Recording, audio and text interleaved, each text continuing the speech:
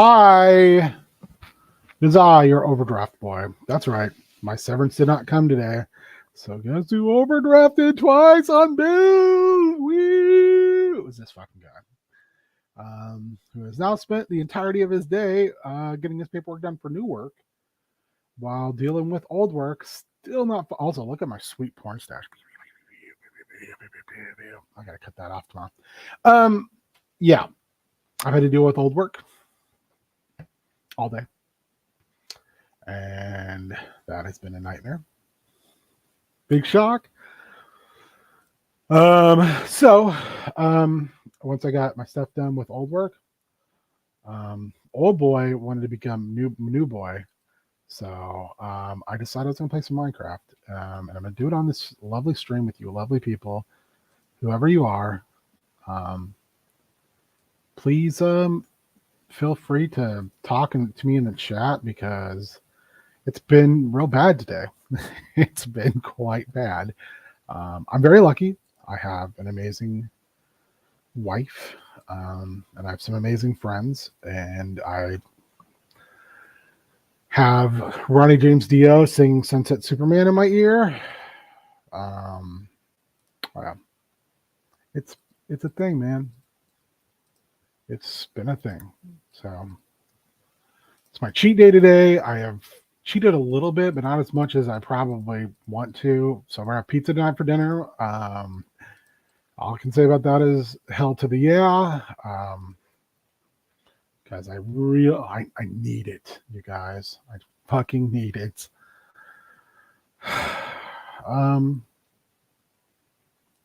Yeah.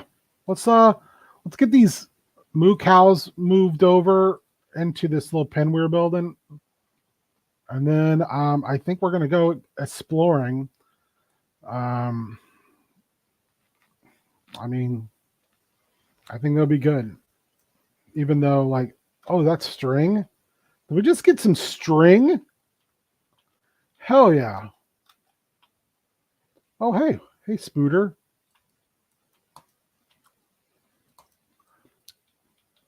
Glad that dude could like literal. Oh wait, we need to build a fence real quick. We're gonna put a light here, a light there, and then we're going to do this McJibber here. And then we're going to do this. I wonder where that Spooter came from. Come on, moo cows, let's go. Let's go, baby.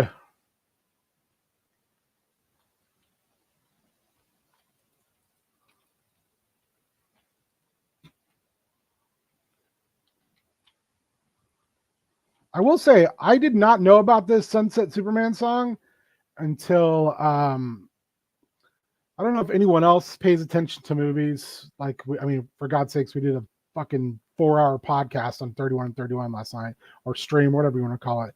I didn't know that Michael Jai White has a movie coming out called Sunset Superman. That is playing this song in the trailer, and this song is a banger. Like, people need to know that this song is a fucking banger. Hey, do we have our little dude on us? We don't. Where are those? There's cows over here somewhere. I think they're maybe on the other side of the mountain. There they are. We need our hoe. Can we just make a hoe real quick?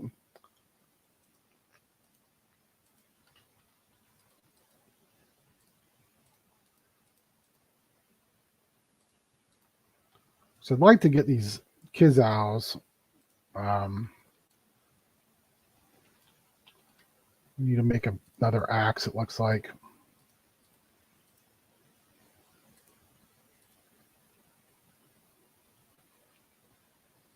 There we go.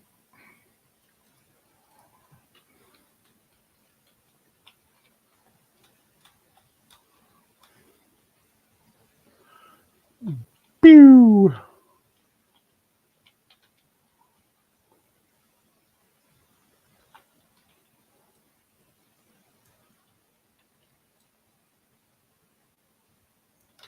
All right, let's go.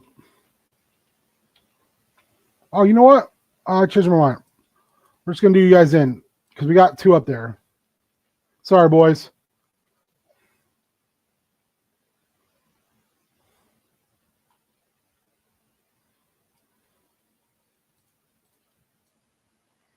We're gonna have to quickly get some more more what's it called? Flint, like guy from G.I. Joe. Um,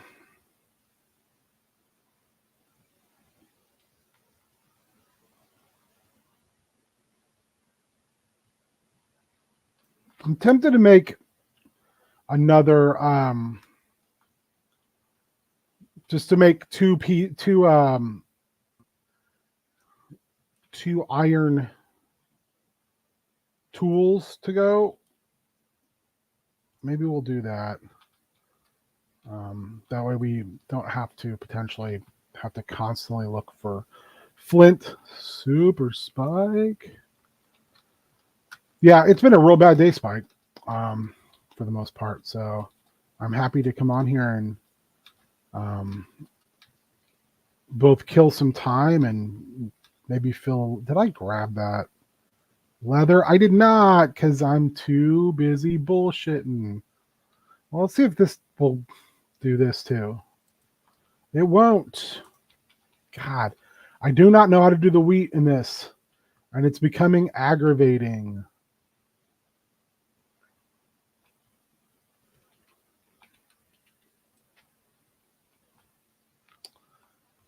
Ugh.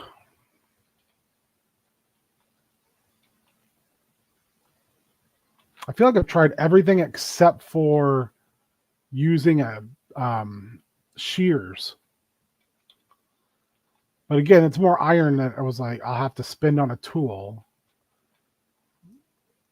I don't see what I'm missing with that when it comes to being able to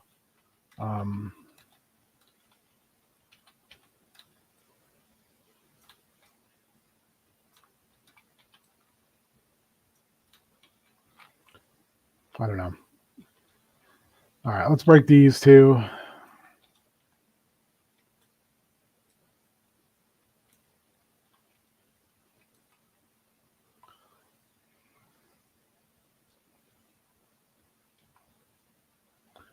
Spike, how's your day? 8 hours later, yeah. Hey, it's one of those things when you love something, they always say set it free. But I believe if you love something, literally talk about it until no one wants to hear you talk about it ever again. Look at these. Look at our cows. Just, and now we're looking at these berries we're falling in that are killing us that I don't know what to do with.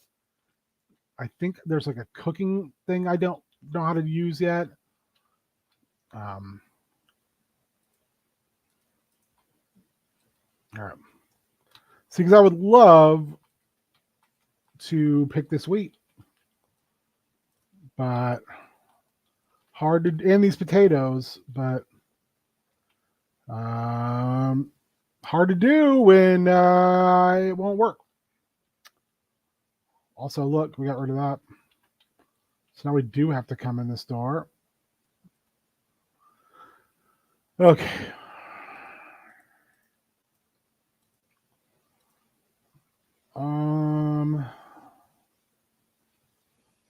Is this raw? We're gonna cook this real quick. Otherwise, it's just eating up space. We're gonna take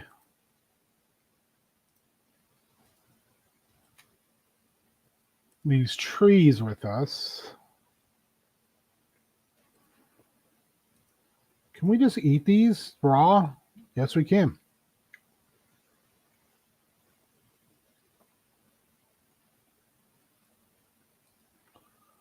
Well, you know what? We're going to take that stack of maters with us because we're growing those at a remarkable speed. We'll put this there. We're gonna put this there. I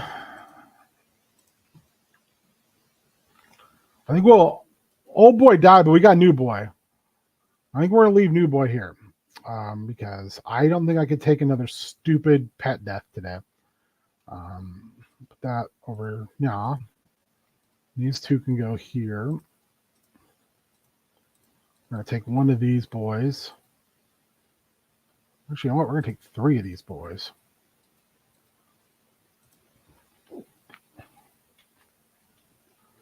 We're going to, from the windows to the wall, this. What the hell is that? Oh, hey, it's a spooter.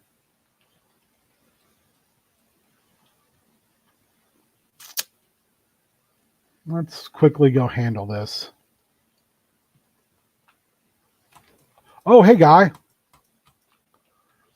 Scared the bejesus out of me.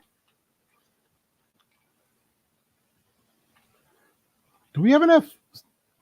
Well, apparently we used our previous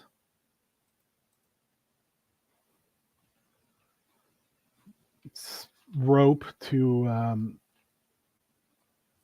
make our weapon, which is dumb because now can we make a fishing rod with this? We can make a bow, which we should. Oh, we can make a rod too. Sweet. 2 items that will be very beneficial to us. We do not need this spider eye thing. I don't know where the rest of it went. Let's think here. Take this. Let's go ahead and throw this over there, and let's break these.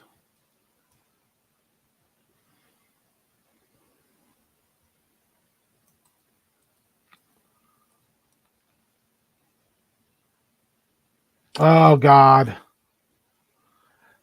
Is HasLabs as bad as I've heard? Because I have not heard anything good about HasLabs. I mean, at least like Mattel Creations, I've heard some good things about. And I've had some reasonable experiences with Mattel Creations. But I've heard nobody say anything great about HasLabs.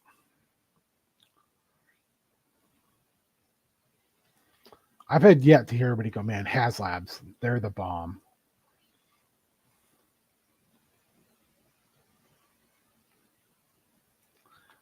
I'm sorry, man. I figure it looks great, I will say. Giant Man looks great. I wish somehow Marvel could get the stink off of how they did Hank Pym dirty back in the day by making him hit his wife. Because if you hear like the stories about how that supposedly went down and then how it was portrayed, that because it was Marvel method, that the artist took it a little too far. And that's, it's basically put a black mark on the character that a lot of writers have tried repetitively to get the stink off of him, but have been unable to. So, but what are you gonna do? Not to mention, I always think it's funny, like that people will be like, "Oh, Hank Pym, he's a wife beater," and I'm like, it's a fictional character, right? The character of Hank Pym did not make a decision to hit his wife. It was a writer and or artist who were like, "We should have Hank Pym hit his wife." So I don't know. That's just one nerd's opinion, and I am that nerd. If it's FedEx, it almost always requires one. You want to talk about another weird one that drives me nuts. So I will buy from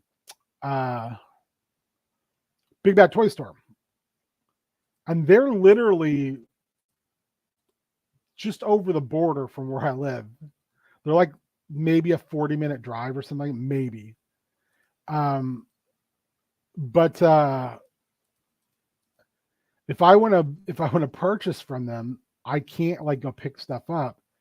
And because they've decided to do business with DHL, a lot of times they'll ship that stuff from Wisconsin to Chicago to ship it back to Minnesota.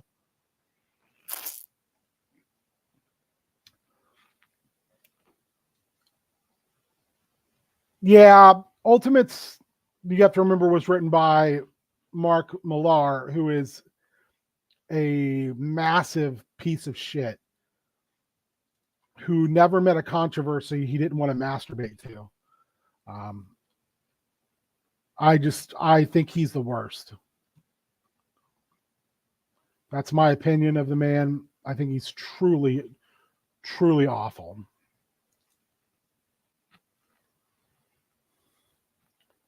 Um, he just keeps pumping out stuff and people keep thinking it's good. I don't know why. I don't think he's made anything worthwhile in a very long time. All right. Well, let's leave this place for a while. Look at this boy. Oh, I want to make friends with that boy so much. Let's go up this mountain over here.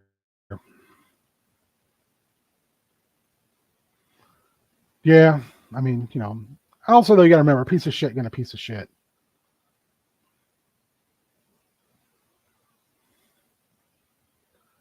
So, and I know people out there love Mark Millar, and I just have to say, fuck you.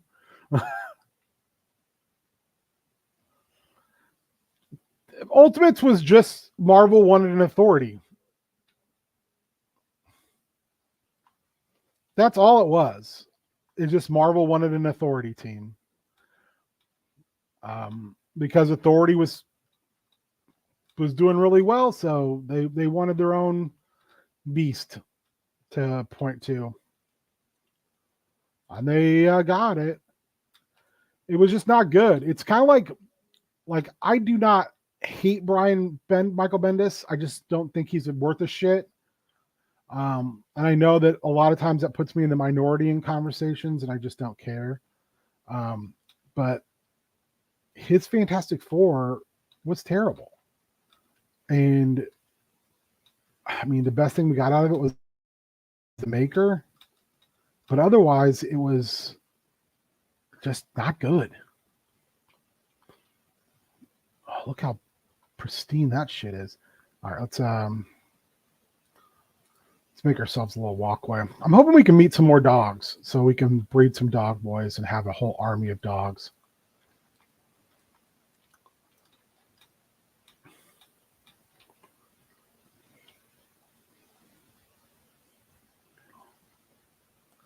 All right, we're just going to go straight, I guess.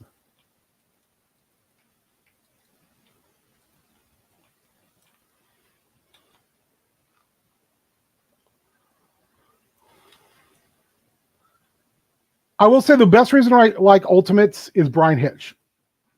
Period. Art's great. It's, I think Grant Morrison described it as like Brian Hitch draws Michael Bay style action, and has great character art that is Greg Land without all the tracing. And boy, do I agree with that. Because there's another guy who I just absolutely can't stand.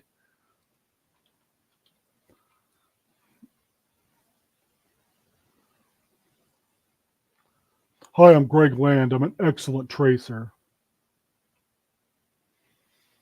So this is a day where I'm full of piss and vinegar. So I apologize if anyone came here for joy, because I got none to give you today.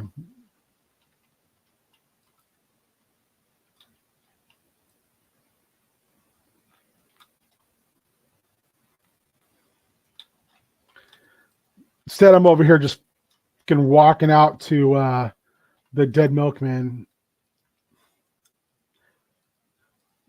Because if you ain't got Mojo Nixon, your store could use some fixing.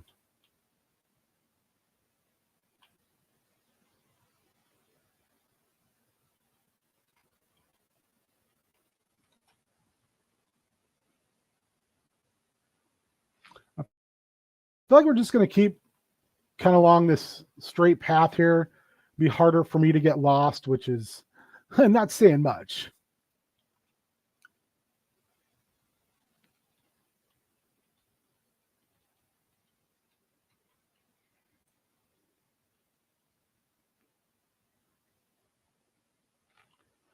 Oh, well, just like I think you might have missed it when I said it earlier. My severance once again did not get put in my account.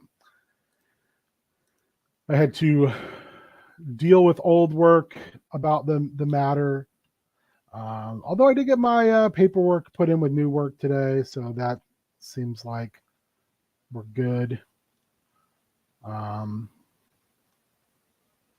just, when you wake up to overdraft because people did not put the money in on the date they said they were going to put it in, which is the third different date I've gotten, it tends to fuck up your day. So, yeah, it's been a fucking shit day that way. But, it's also just kind of, it is what it is. I could either get real mad about it or I can just be like, well, life is full of surprises, like a box of rancid chocolate.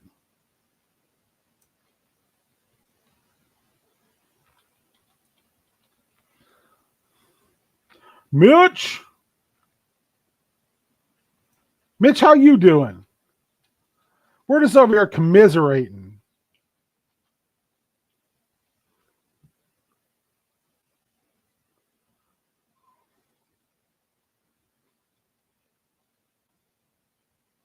Are those honey blocks over there?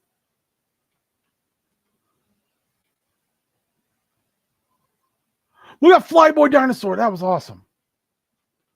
All right, we're going to build a little shelter real quick.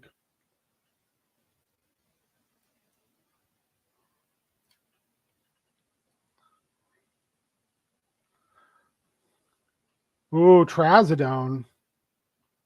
Yeah. Not a fan of the drone.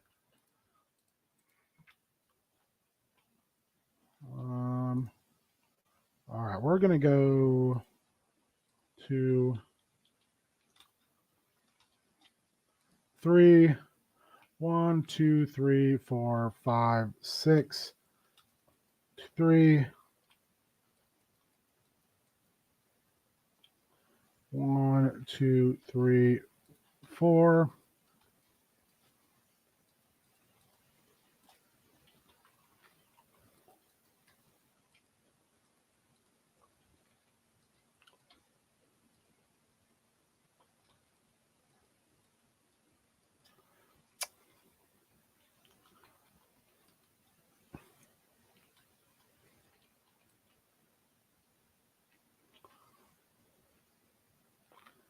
Yeah, I find I don't remember the med I take for that, but I took Trazodone in college because my anxiety was just real rough, especially like before game days.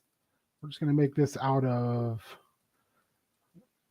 dirt since we didn't bring any planks, and I'm not gonna waste planks on a temporary dirt shelter. I just had real bad problems with Trazodone with waking back up. I could sleep, but then they had to give me another med for me to get up in the morning.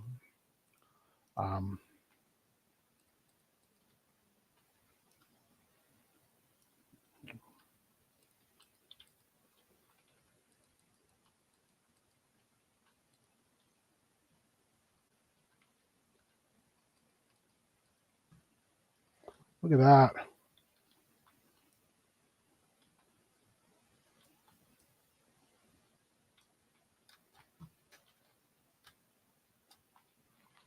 We made one of those rustic dirt shelters you see people make on as like their little home away from homes in the Soviet Union. that I see all the time that are like wildly incredible that someone can do that, and still to me feels like crazily impractical. I think I take Sertaline for sleep. I take so many meds, Mitch. I wish I could be better help than I am. But I think it's Sertaline. And it's been very, very good to me. So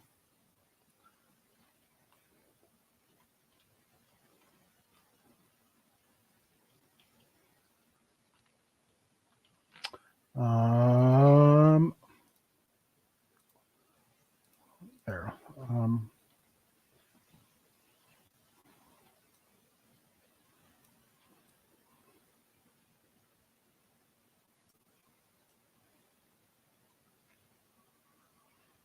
Yeah, I can't do Ambien.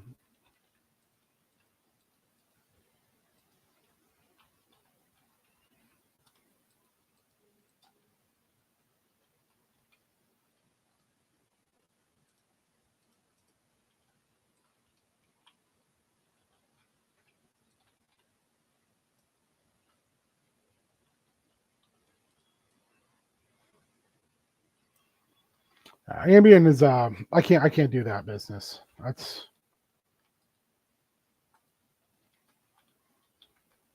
it won't work for it won't fly for this boy.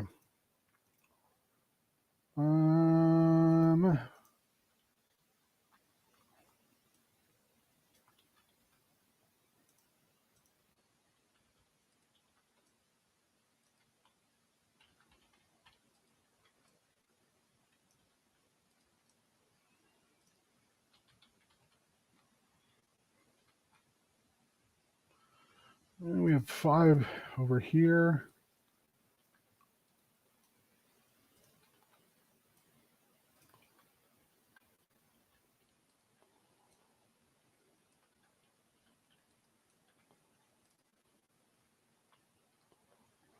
All right, where's our bed at? There you are, you beautiful, beautiful boy. We need a rock too. So yeah, that's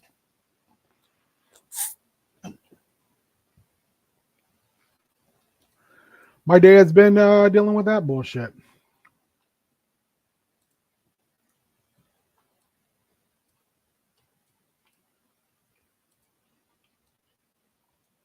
I'm sorry to hear though that you're having issues that require meds. That's always not fun for numerous reasons. Sometimes it's just a matter of the cost.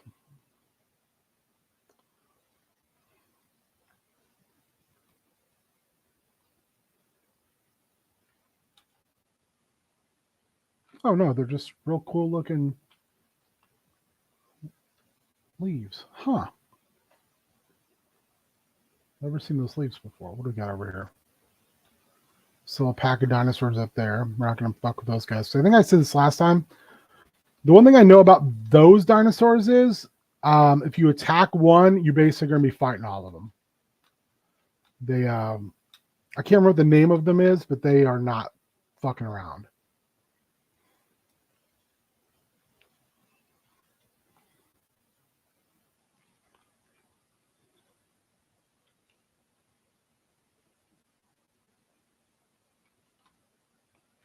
That's all you can do. Keep working on it. I mean,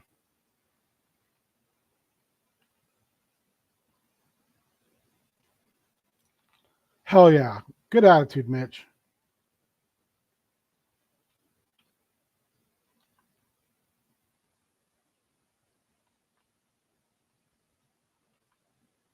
How's everything else going? Any new D&D shenanigans? Any relationship coolness going on? I know that that was like in progress last time. I haven't talked to you in a while, which I apologize for that. I'm not always the best digital friend, so my apologies.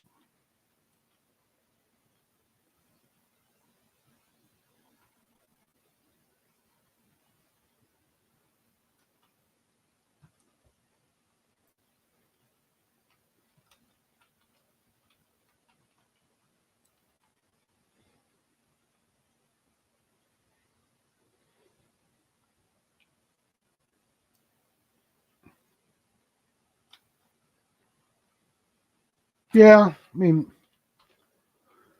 I'm bad about like getting like singular focus and then losing track of things. Big shock, I know.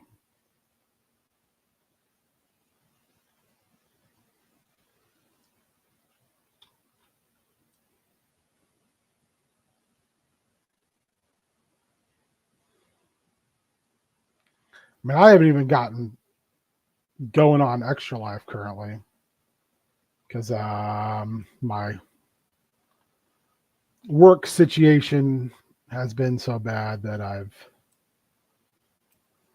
kind of I don't know what I'm going to do for Extra Life this year. I'm going to have games planned. I haven't registered. I might this year just treat it like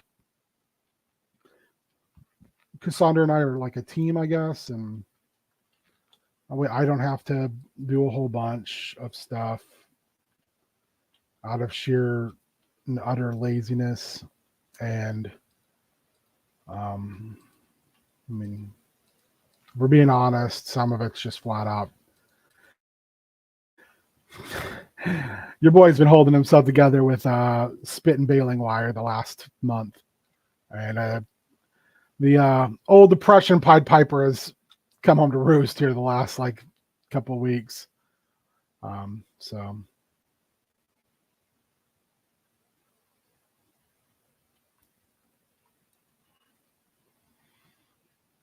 So as much as I would like to be better about all of this than I have been, oop.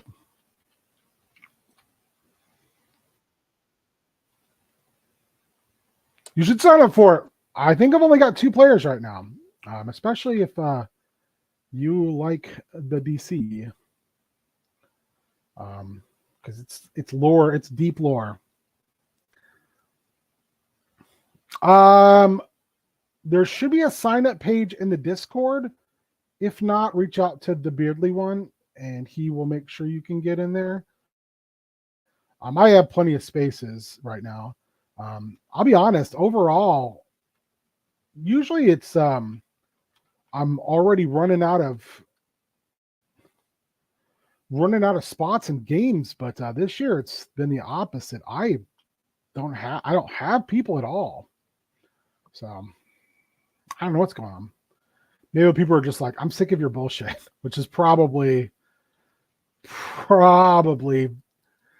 not too far from the truth.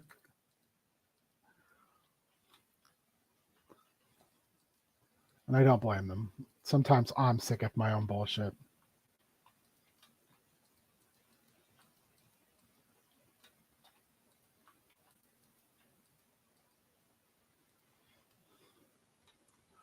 Oh man, look at this dirt bridge I'm building.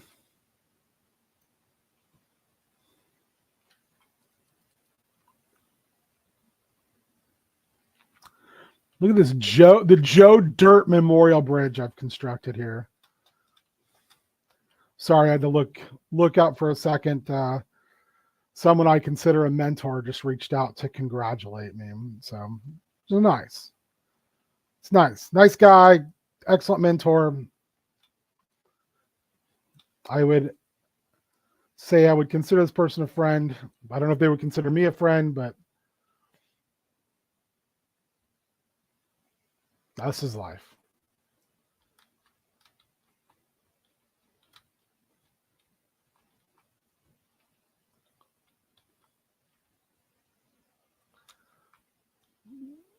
So I feel like, I mean, and for all you who have been the one of you who's been on me on this prehistoric Minecraft journey here, does this not feel like, and I'm going to say this out loud and I'm going to regret it, things are quiet, perhaps too quiet. Yeah, I mean, that's the real key, isn't it? I mean, it's something you don't do. I mean, it's about you doing that shit for other people, not because like, It's been hard this year because, like I said, it's just been so much bullshit going on. And everyone's got bullshit. So my bullshit's not more important than anybody else's.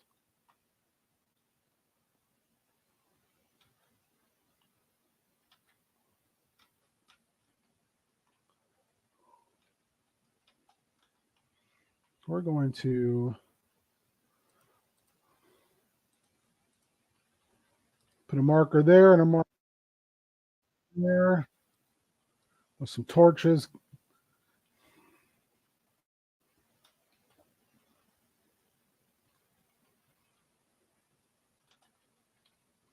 Look at that little boy over there.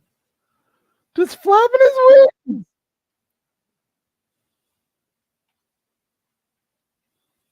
I love dinosaurs.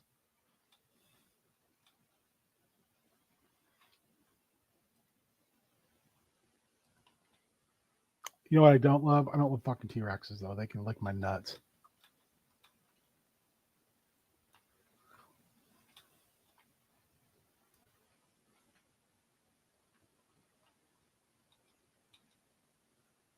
Hell yeah. Rock it out, little man.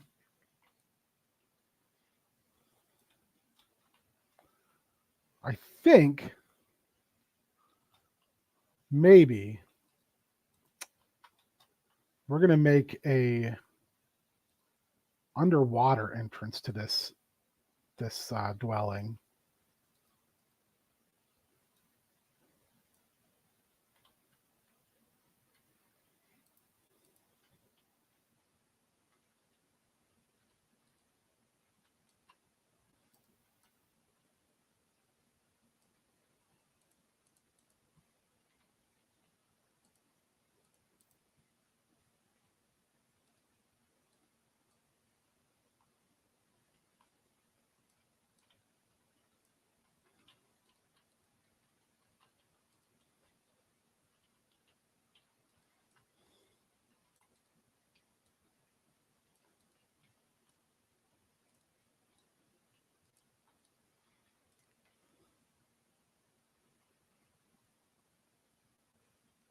Oh,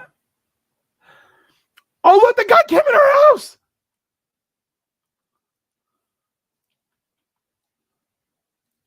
Hell yeah, guy. Hell yeah. All right, we're going to commit Minecraft sin, dig down a little bit. And then we're going to go out. Oh, we didn't go down far enough. Do this. Oh, goddamn, you beautiful, beautiful boy.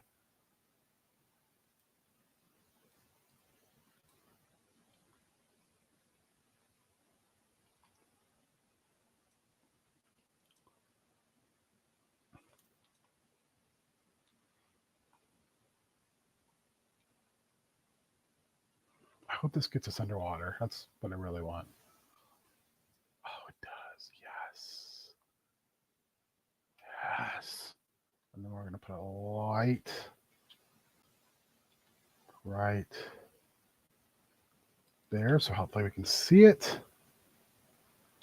Or we're going to take you because we need one. We're going to go like this and we're going to go up. Oh, we got out. I even love that more.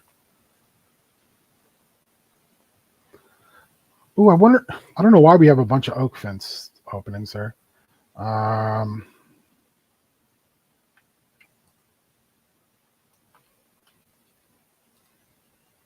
going to do this just in case. Well, I wonder if that'll stop the water. Ooh, I don't like that it opens to the top like that.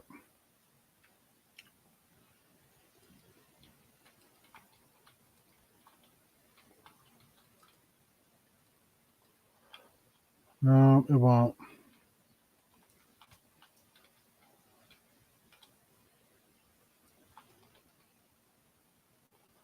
I mean, the actual door, trap door, and we don't have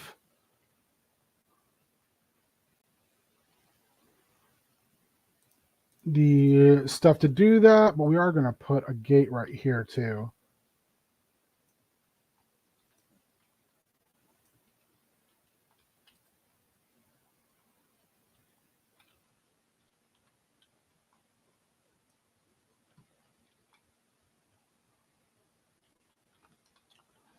All right. I think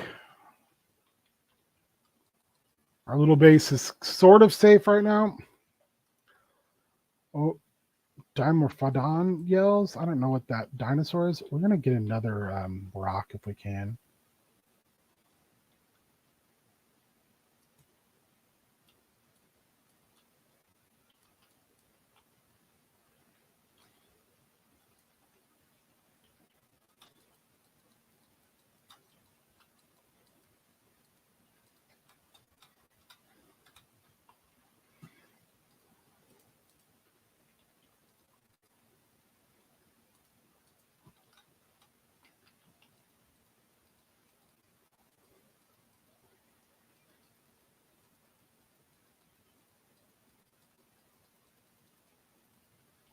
Okay.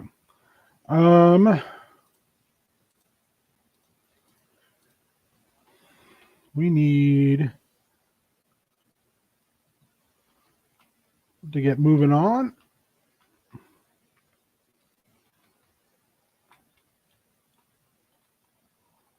There's our little spot.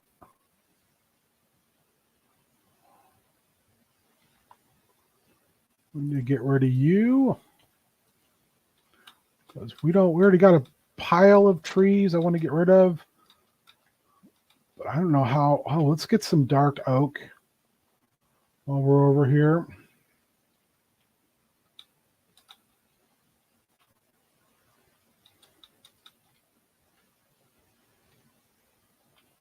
We need to make a new axe, of course, because that's all we do in this game is make new axes.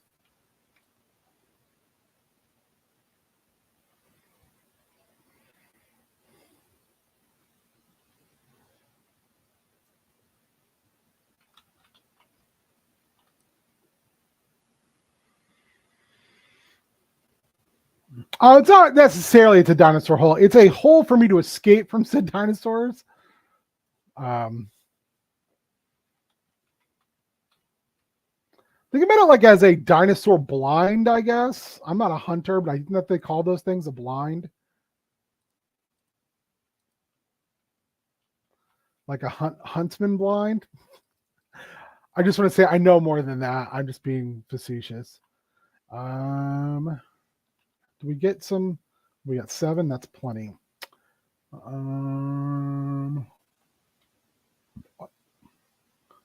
want to see what's up here, but I also don't want to go too far from our little land, our literal land bridge we built.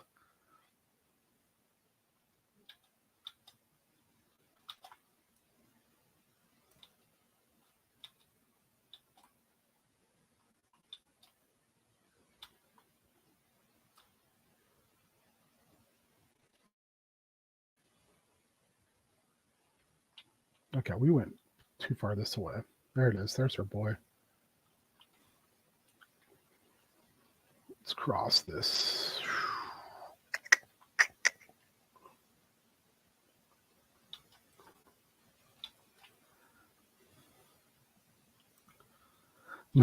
I don't know how to breed dinosaurs. I wish I did.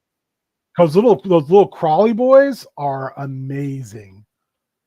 They're goddamn adorable.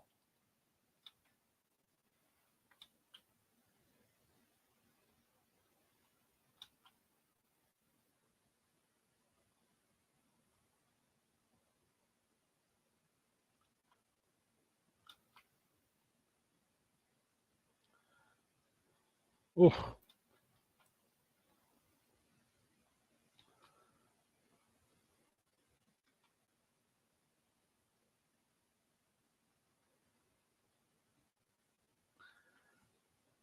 Oh my god, how high up are we going here, boys?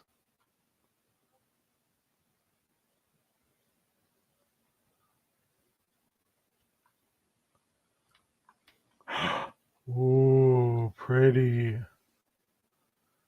Let's plant some. Let's plant some trees.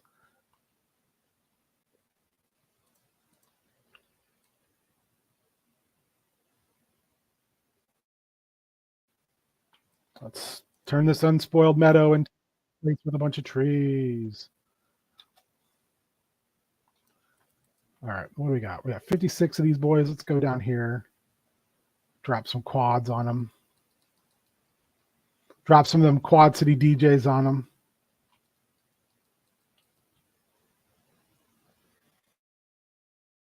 Christ, I'm old. You kids even know who the Quad City DJs are? Christ, I'm old.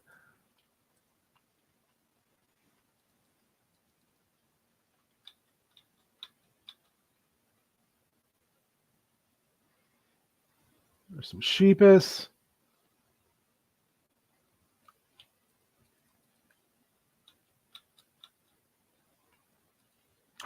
Ooh, I don't like doing this because it could end badly and I'm a coward.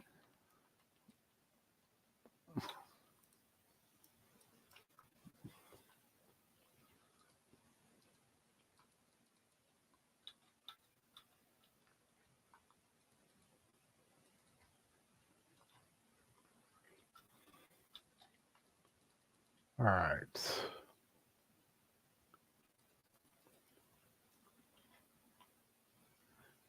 Thank you. Yes. Your powers of perception are amazing. Oh, I did. Since we're I'm still on my horror bullshit. I did watch a new horror movie this morning when I was quite literally fuming. I watched a movie with Samara Weaving that just came out on the Shudder. It's called Azrael. Brand new. I think it actually premiered on Shudder today. What a good movie. There is maybe 10 lines of spoken English in the entire movie, even though it's an English film. It has to do with the characters taking a vow of silence after the rapture. God damn. And I've come to the conclusion if Samara Weaving's in your movie and at some point she's covered in blood, I'm going to watch her movie. I don't quite know if I can think of a better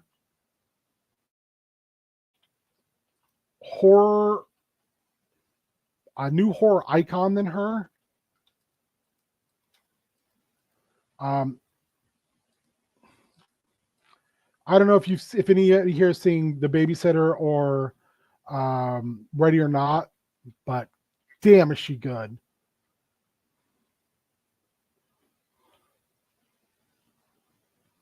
Ready or Not is as good, if not better, than The Babysitter. The Babysitter's great, and even the sequel, which I think is an inferior movie by and large, is still pretty good. It's just a really good premise. This was something else. This was like, hey, did you like The Road, but didn't feel like it was quite as bleak as you wanted? Well, we've got a movie for you. It's called Azrael. Oh, so no one talks in it. So, what are you gonna do? I thoroughly enjoyed it. I think it's one of the better new horror movies I've seen.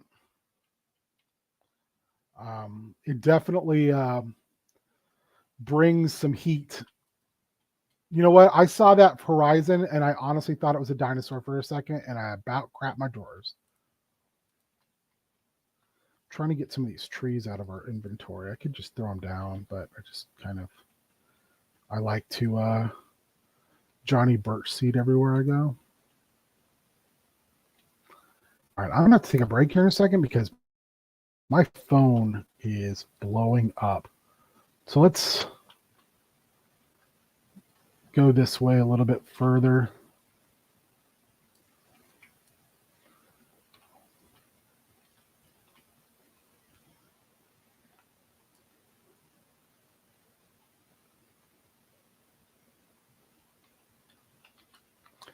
And we'll keep cutting trees down as we go. Oh, was she Scarlet and Snake Eyes? Damn, that's cool. I didn't know she had was in anything real big. Good for her. I think she's a great actress.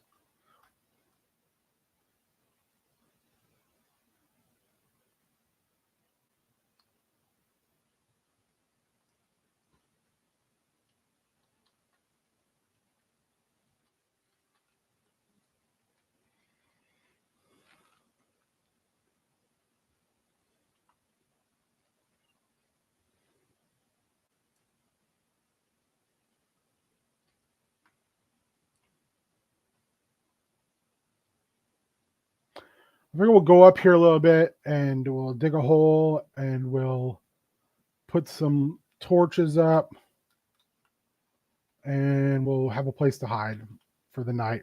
We can sit down and sleep, and I can quickly check my phone. Oh, we have a cave. Is it relatively empty? We're gonna close it off so no shitheads can come get us.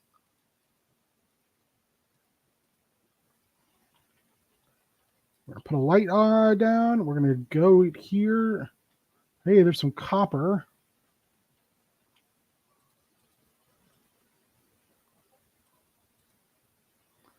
Put a light here.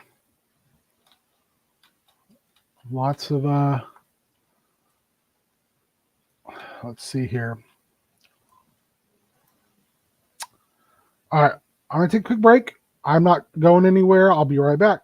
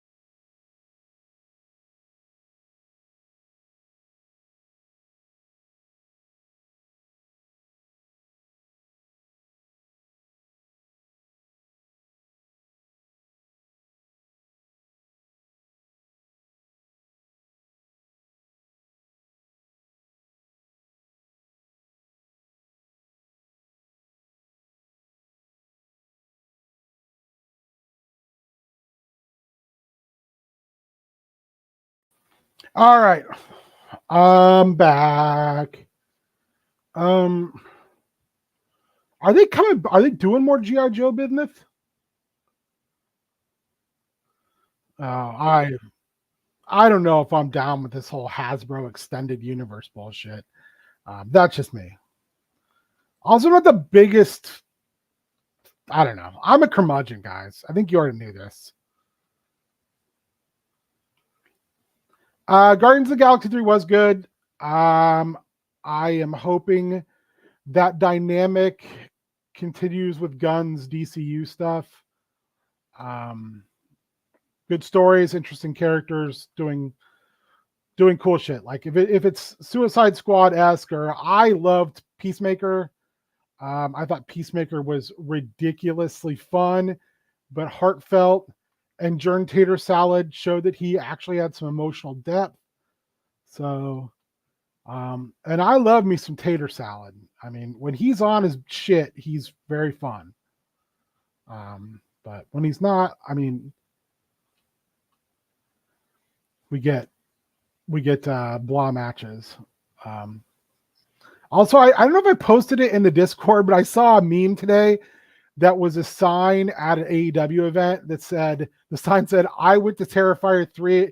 Chris Jericho died in the movie," and I laughed. And I was like, I feel this way about Chris Jericho basically all the time. What a fucking piece of shit.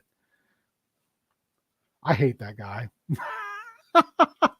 Legitimately hate.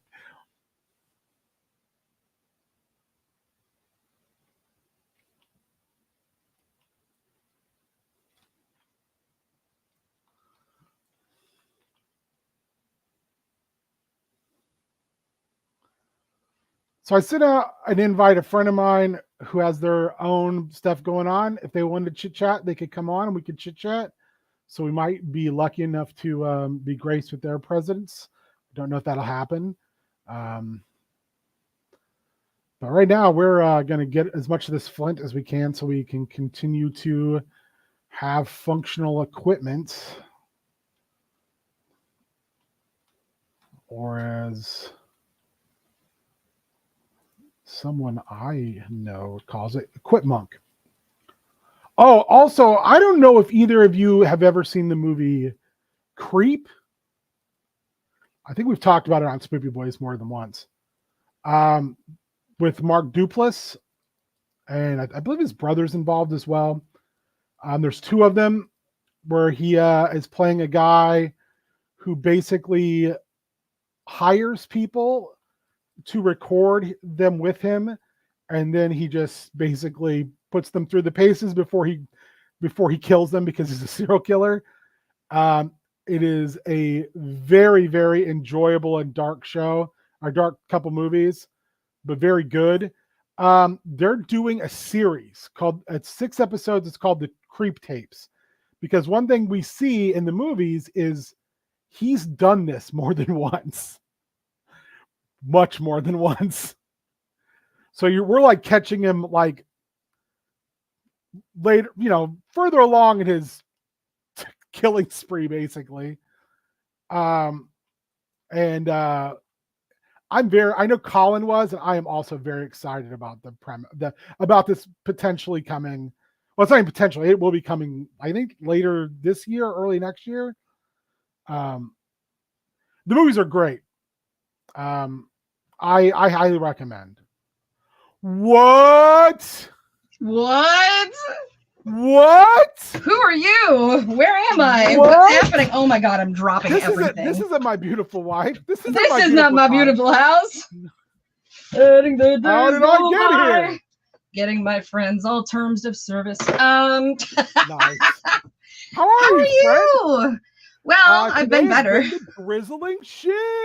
Oh no! Why? I need to change where I'm looking. Hang on. My severance still has not been paid out.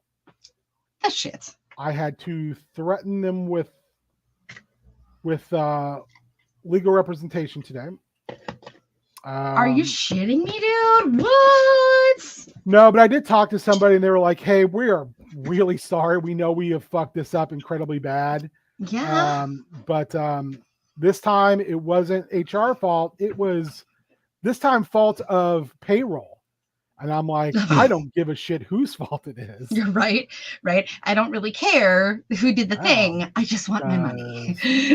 I woke up to a fucking overdraft fee because my payments didn't go out because it was supposed. So anyway, long story short, they've changed when I was supposed to get my severance 3 different times minimum.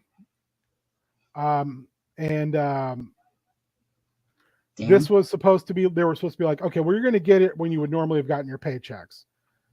So that was today. Oh my God. And it didn't happen. And I tried to make sure they understood that I was displeased, but in a professional fashion. That's something I told them today. I was like, I'm not mad at anybody. I'm beyond disappointed. That's like big dad energy. Yeah. Not mad. I'm just really disappointed. I was like, I keep hearing how you guys want this to be something you can learn from and how so this doesn't happen again. But when it comes to me, I didn't want it to happen to me first. So you have to understand, like, I'm really unhappy about this. Yeah, I would be too. It's not okay. So I had a long conversation with the HR person in charge of all that.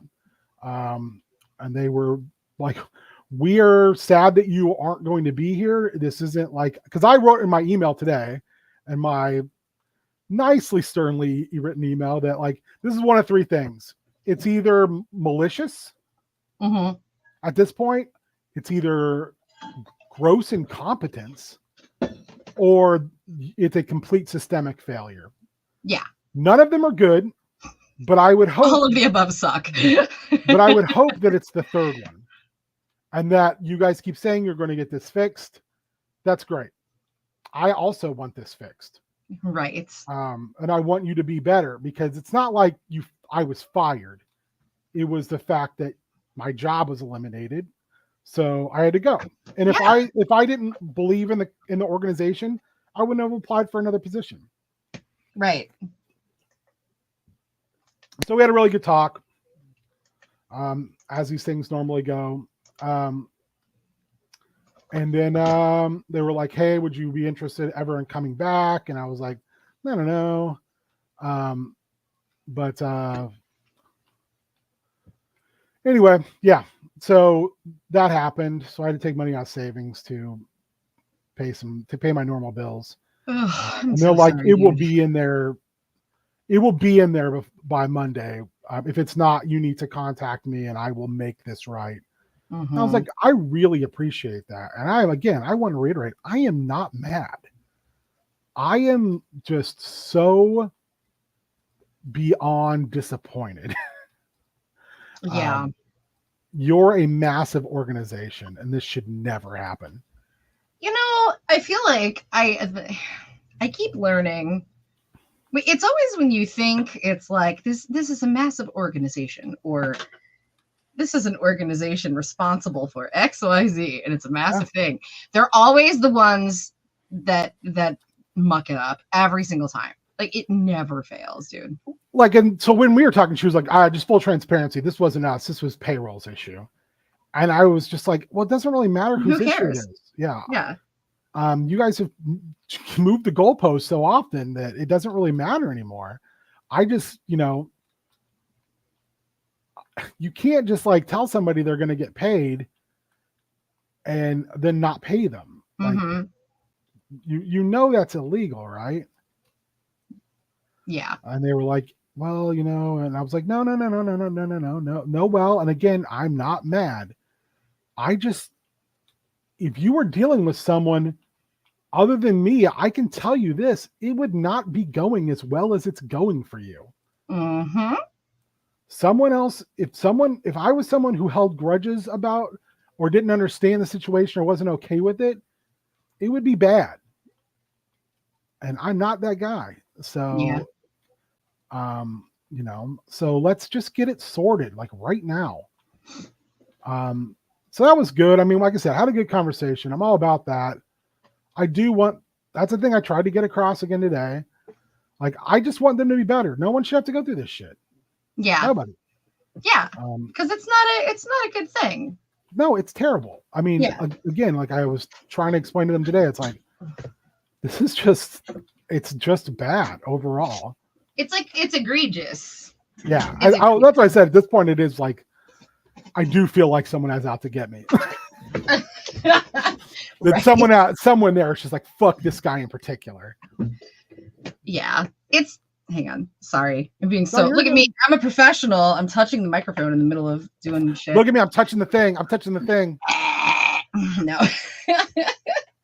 I just have too many things. I am officially off. Yeah, I heard. Holy 6 crap. weeks. At least no surgery. Yeah, well, for now. Hopefully that holds. So what happened was they showed me that they took updated x-rays yesterday I saw an orthopedic specialist.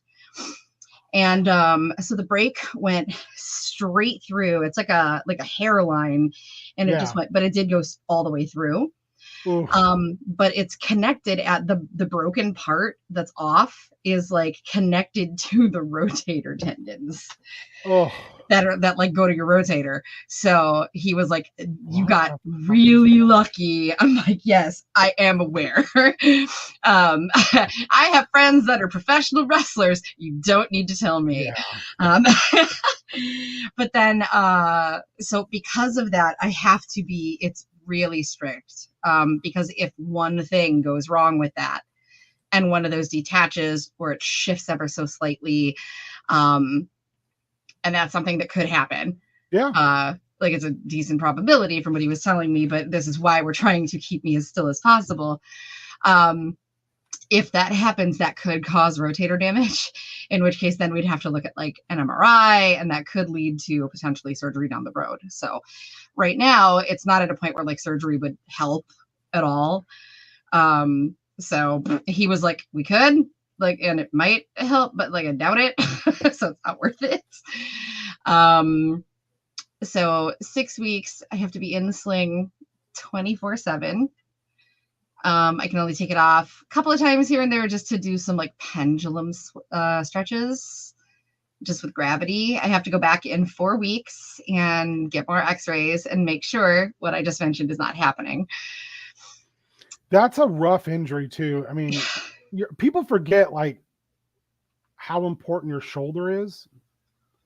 Like you can't do I've needed rotator cuff replacement in both shoulders. I just can't afford to do it. And I also just like, I had someone I worked with who had to have that, and they were like, did one and then the other. Mm-hmm. And they're like, there's nothing like having to request your wife to wipe your ass. Yeah. And I was like, I just can't. I can't put Cassandra in that position. I don't even sometimes want to wipe my own ass because I'm like, no one needs to be down in that area. They make a hazard of tools to help with that kind of thing. Like, the other thing I hate to say I've had to look into it because of this, you have to. Yeah, you do. My shoulders are so bad that I can't always get my arms above my head most of the time. I can't. And last week we hung shelves that have been on the floor for like 7 years up in the garage, which was, an event, but I had to put that shit up above my head, and it would like, I would get it to here, and then I'd have to like push myself to get it above because you could hear my shoulders just like crunching. Sometimes you can actually see the left one just like go click, click, click, click, like a action figure rotation. Like it catches. Yes. Yeah. But I tell people all the time, it's fucking terrible, and I'm used to it. I can't imagine someone who has like, it's a new injury and is like trying to deal with it. Like, and it's on my dominant arm, which makes it even worse. Which is why they took me off of work, because I can't have my arm going back and forth, and like I can't play certain games right now, which sucks. I was gonna say, how is that even working when you're streaming? So I'm trying to stick with just controller games, because as long as my arm is tucked in, I can do controller stuff pretty easily. Okay. So I've been doing, kind of your average like controller stuff. I've had to like pivot a bit on what the plan was for October, which is unfortunate. But I don't know. The community that I'm building is really nice and awesome and really sweet and supportive, and we're just rolling with it. We're just vibing. And I'm going to treat this like a good thing because it gives me, I have been, for those who don't know, I finally got an autism spectrum disorder diagnosis. No real surprises for people who have known me for a hot minute. What? What? You're neurospicy? What? Get so right I got out of town. Yeah. And it's like level 2, so it's pretty substantial. Because of that, I've been in burnout for, according to the psychologist, she's very concerned. I've been in autistic burnout for so long that it is concerning. And I was urged to stop working in an office environment in person permanently as quickly as possible, for my own sanity. Yeah. So it's been a bit of a wake-up call, but if nothing else, like I'm looking at it as this gives me time to rest and focus on healing, get past all of the drama that has been happening of late that led to this entire fiasco. Yeah, it's a whole story. I literally can't tell online. And just give myself a chance to like try to shift out of burnout for the first time in like 35 years. And because autistic burnout is very different than like standard burnout. It's something that like can last decades. And it is, if you have certain comorbidities with it, it makes it harder. So I've been doing a lot of that and just a lot of trying to like chill. So it's, it's like, how do you get out of burnout when the world is not built for you? That's, oh my God. I had this conversation, because, okay, so like full disclosure, we were supposed to go to Florida, for a couple of days and all we were going to do, because we had a free ticket that we had to use by like November 15th. And this was the only week that I could go, and that, Draz could go. So we're like, okay, we'll go. And I was going to stay at my friend's house because she's a cast member and works predominantly at Epcot, but at all the parks. And so we were just going to go to Epcot and do a day at Epcot. And then we were going to hang out at her house for a day and like just go swimming and chill and have a good time. And I'm not even joking. 2 days before we left, she sends me a panicky series of like novel text messages. She broke her foot at work. Oh, there's another fun bone to break. So it was awful. So she was so upset. And like, I'm so used to ankle and foot injuries that I'm like, those are the easy ones for me because I've had those like a million times. See, I have had both my ankles put back together, and I've broken my feet or my toes more times than I'd like to count. I think those are the worst, but I think it's because I'm so heavy that it's like, it feels like I'm, Annie Lennoxing, walking on broken glass the entire time. Oh, Annie Lennox. Yes, you're welcome for your Friday, Annie Lennox. Listen, anything is better than the damn Bernice Zenless Zone Zero trailer that has been living rent-free in my head for 2 freaking weeks. These are words I don't even know. These are words I don't know what they even mean. I'm gonna make you watch it. I'll send it to you later because it's been all over the internet. You know me. I play Hoyoverse games, so it's a Hoyo thing, and I'm convinced that the team that works on that particular game is just stoned 24/7. They're hilarious. I mean, if you can, I don't know why you wouldn't. It's so messed up because like the way that the gameplay works in that game, it's Souls-like, and I'm like really enjoying the game, and I'm like, man, do I have to play Dark Souls? And Clark's like, yeah. Yeah, I knew Clarksky was like, oh, Dark Souls. I'm sorry, were you speaking directly to me? Clark, like full disclosure, like, and I'll talk about it here. I don't really care. Like, there's some people that know, but I'm trying to keep it like separate until I shift. a little bit. But like I have a PNG tuber that I use, and that's my stream community. I will not mention the name, but Clark gave me the best description ever. He's like, yeah, they're a wholesome degen. I kind of love it. I'm like, that's like the best. I want that on my business cards. I want that on my website. Wholesome degen. It's the best thing anyone's ever called. That sounds like I fucking love it. A like circa 1990 Warren Ellis Marvel character. Right? I know. It's so good. Like when I can't remember the name of the comic he did. I think I have all the issues, or I had all the issues. If it's a comic, you have it. We gotta remember I don't have any of my comics anymore. Yeah. But it's God, it was like about like it was very manga like focused, but it was also Battle Chasers? No, that's Joe Madura. Oh no, that was Majura. Yeah. And I think that came out like 3 times. God, I hated his work on X-Men. I don't mind his work. I just also am like I don't see a reason to wait for comics that are never ever gonna come out. Yeah. He's never gonna put that book out. You guys know that, right? No. It's the minute he started doing video game stuff, I was like, it's over. It's over. This dude is just doing video games. Over. Oh my God. So my friend hurt her foot while working on Seven Dwarfs Mine Train. So I keep giving her a hard time that like the Seven Dwarfs, I'm like, 7 small gay men tried to murder you. So we had to kind of like these are the problems of the modern woman. Absolutely. So we had to pivot because we couldn't like cancel our flights at that point, and we couldn't do anything else. So I'm like, well, we have to go.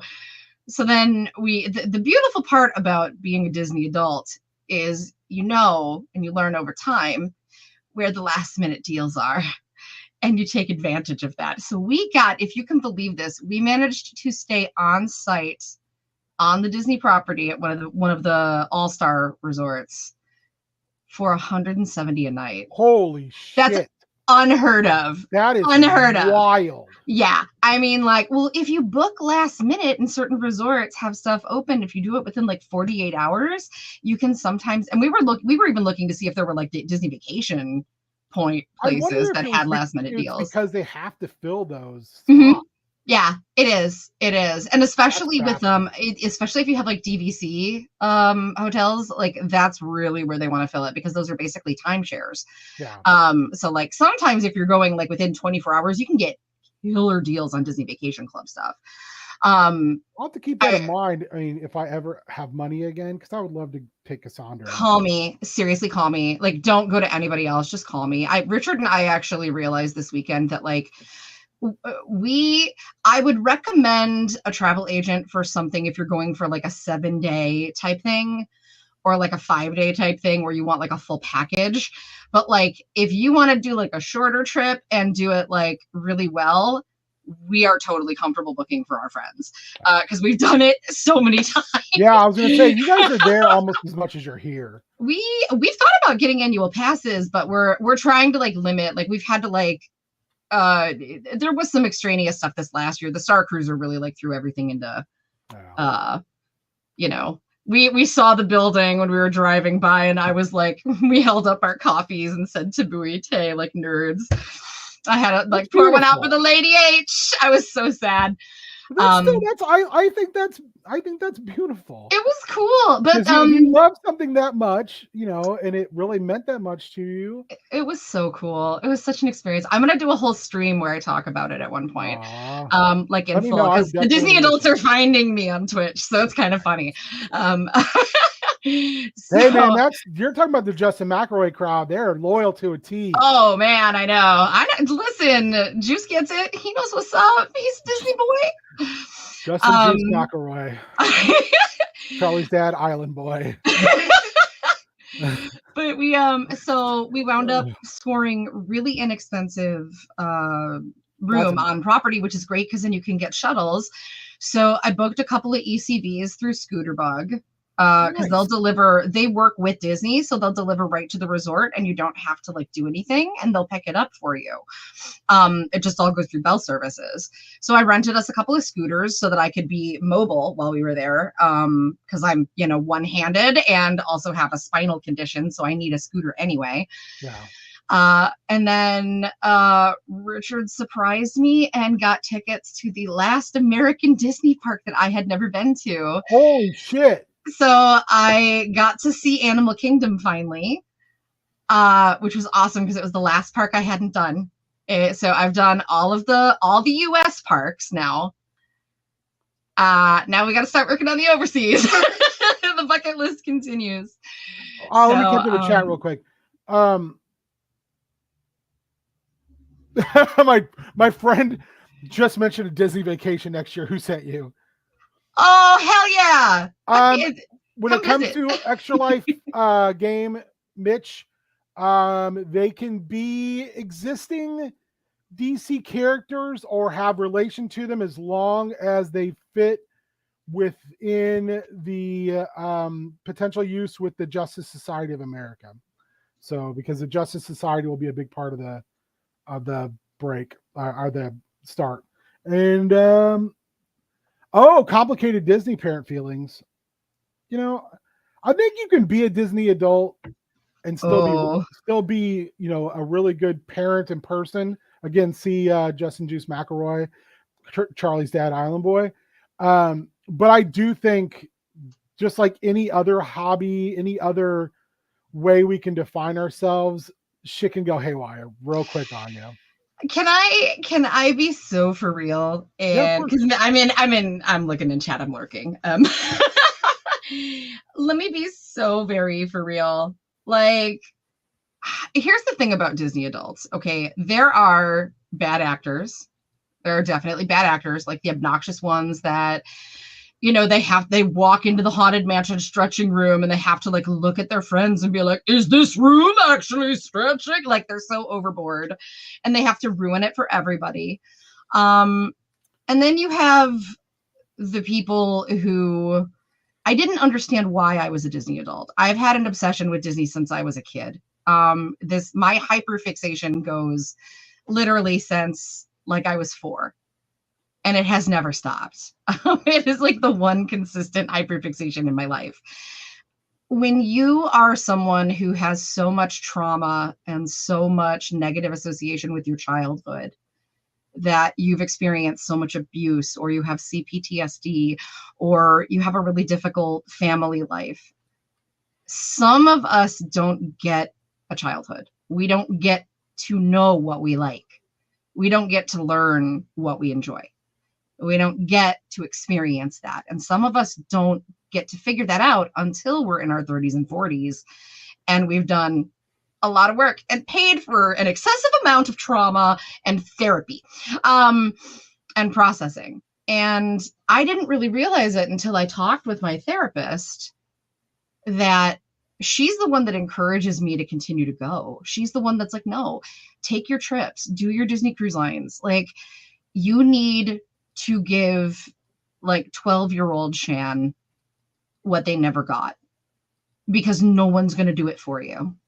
And that I think is like the core of a lot of Disney adults, even if they don't have kids. Because like I'm that childless millennial that will happily make you wait longer for the gray stuff. Okay, I will happily drink pog juice in front of your child as they are having the midday meltdown. I'm that bitch, right?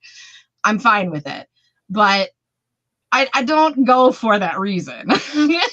I go because it heals something in me, and it is the one place, in addition to everything, as a queer person, when I'm in the bubble, it's one of the few places I feel safe and represented and appreciated. More so in the California parks, I will say that. The Cali parks are my favorites. Are you trying to say that Florida is a terrible place? It's a thing. There were some interesting experiences this trip, but I've also hit a point in my life where my last fuck is flown away. Your last fuck is gone on vacation, and it is gone. It is as gone as our orange cat's brain cells. Okay, like it's just gone. So I just kind of like exist in my space, and if people don't like it, tough shit. I'm trying to take the Hassan Piker approach when I'm faced with really gross bigots, and that's to just smile and start laughing and be like, dude, it's hilarious that you think that. That's my new thing. And it just deflates the bullshit so fast. Well, Yeah, but think, honestly, like cast members are like, oh my god, they're the best. Disney cast members are the best people in the world. I think too, though. I mean, to look at it, and I don't want to put words in your mouth, Mitch. Is if you are living in an environment where you are constantly being forced to like the thing that your parental units tell you this is the thing you should be liking. Yeah, that's hell. And then you grow up and you're like, what? Who am I? What do I like? I know people like that. I was very 100%. lucky. I was never in that position. Mm-hmm. So I can't speak to it directly. And if I put words in your mouth, Mitch, first off, I apologize. But second of all, it's your story to tell, not mine. 100%. And that's a very real thing. I think I think unfortunately sometimes parents who are so into something, they want you so I mean, I've seen this with sports parents who I think are the fucking one of the most diabolically evil set of people in the world. Hockey parents. All sports parents. I'm so lucky my parents were like, I'm very biased. I had to do a lot of hockey luncheons when I was younger. My parents were always like, oh yeah, you play sports. And I was like, yes, I do. I'm very good at sport, Mom, Dad. And they're like, do we have to go? They showed up, I think, overall in high school. And I was a very good high school athlete, to maybe 3 football games in 4 years and maybe 2 basketball games. And then when I was in college, they came to 1 game, and it was my last college game because we were out of playoff contention at the half. They got pulled from the game because I had arthroscopy 4 times in 6 weeks, and my knee was just completely wrecked. Yeah. And they're like, we cannot in good conscience keep you in the game. And it was so upsetting to have them show up to that. And that was it. That's like when it was done. In fact, on Parents' Day, my senior year of high school football, my friend's dad walked across the field with me because he was my football dad.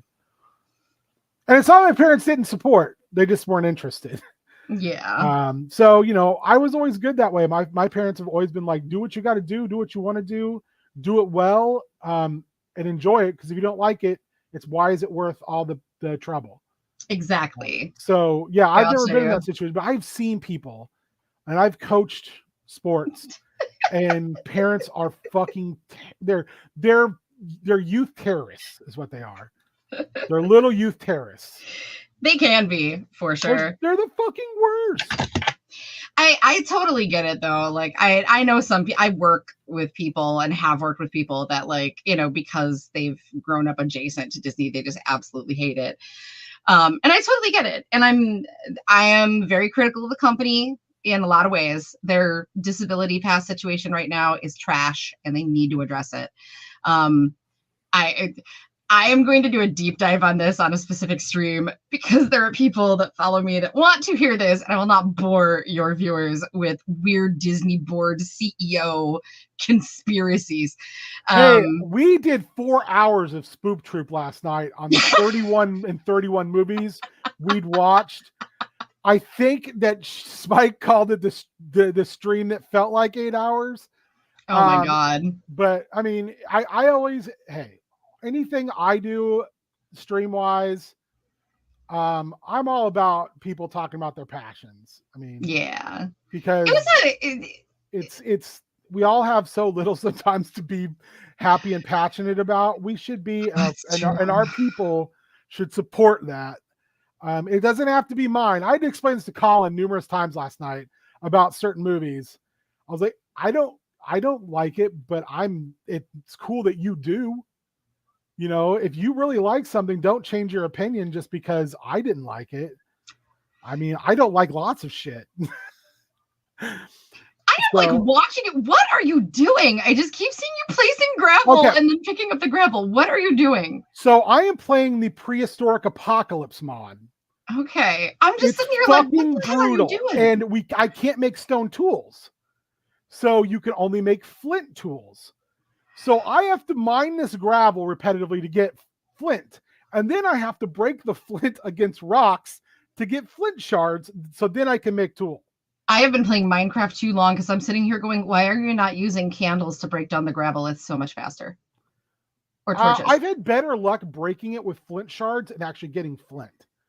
I don't know if it's just me being a weirdo or what. Also, I've been playing this over this entire week. I'll try candles. I'm not. Or the torches, yeah. Torches. You have to like place them really quickly. It's a timing thing. It's the best way. Yeah, it's like the best way to get gravel and sand. Really? Yeah. If you break, no, don't use it to break it. What you're gonna do is the second you break the bottom one, place the torch, and it will rapid. There you go. What? Yeah, you're welcome. Sometimes if you place it too fast, that happens. So it's a timing thing. You got to get the timing right. But if the next time, I just saved you hours of farming gravel and sand. You're welcome. There's a reason I have a Minecraft tattoo. I have to be very careful. I have to be very careful in this mod because I've been griefed by T-Rexes repeatedly, and it is the fucking worst.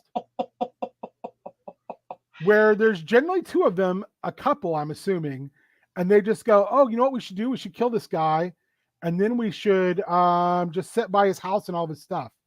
Yeah, so you're still getting flint.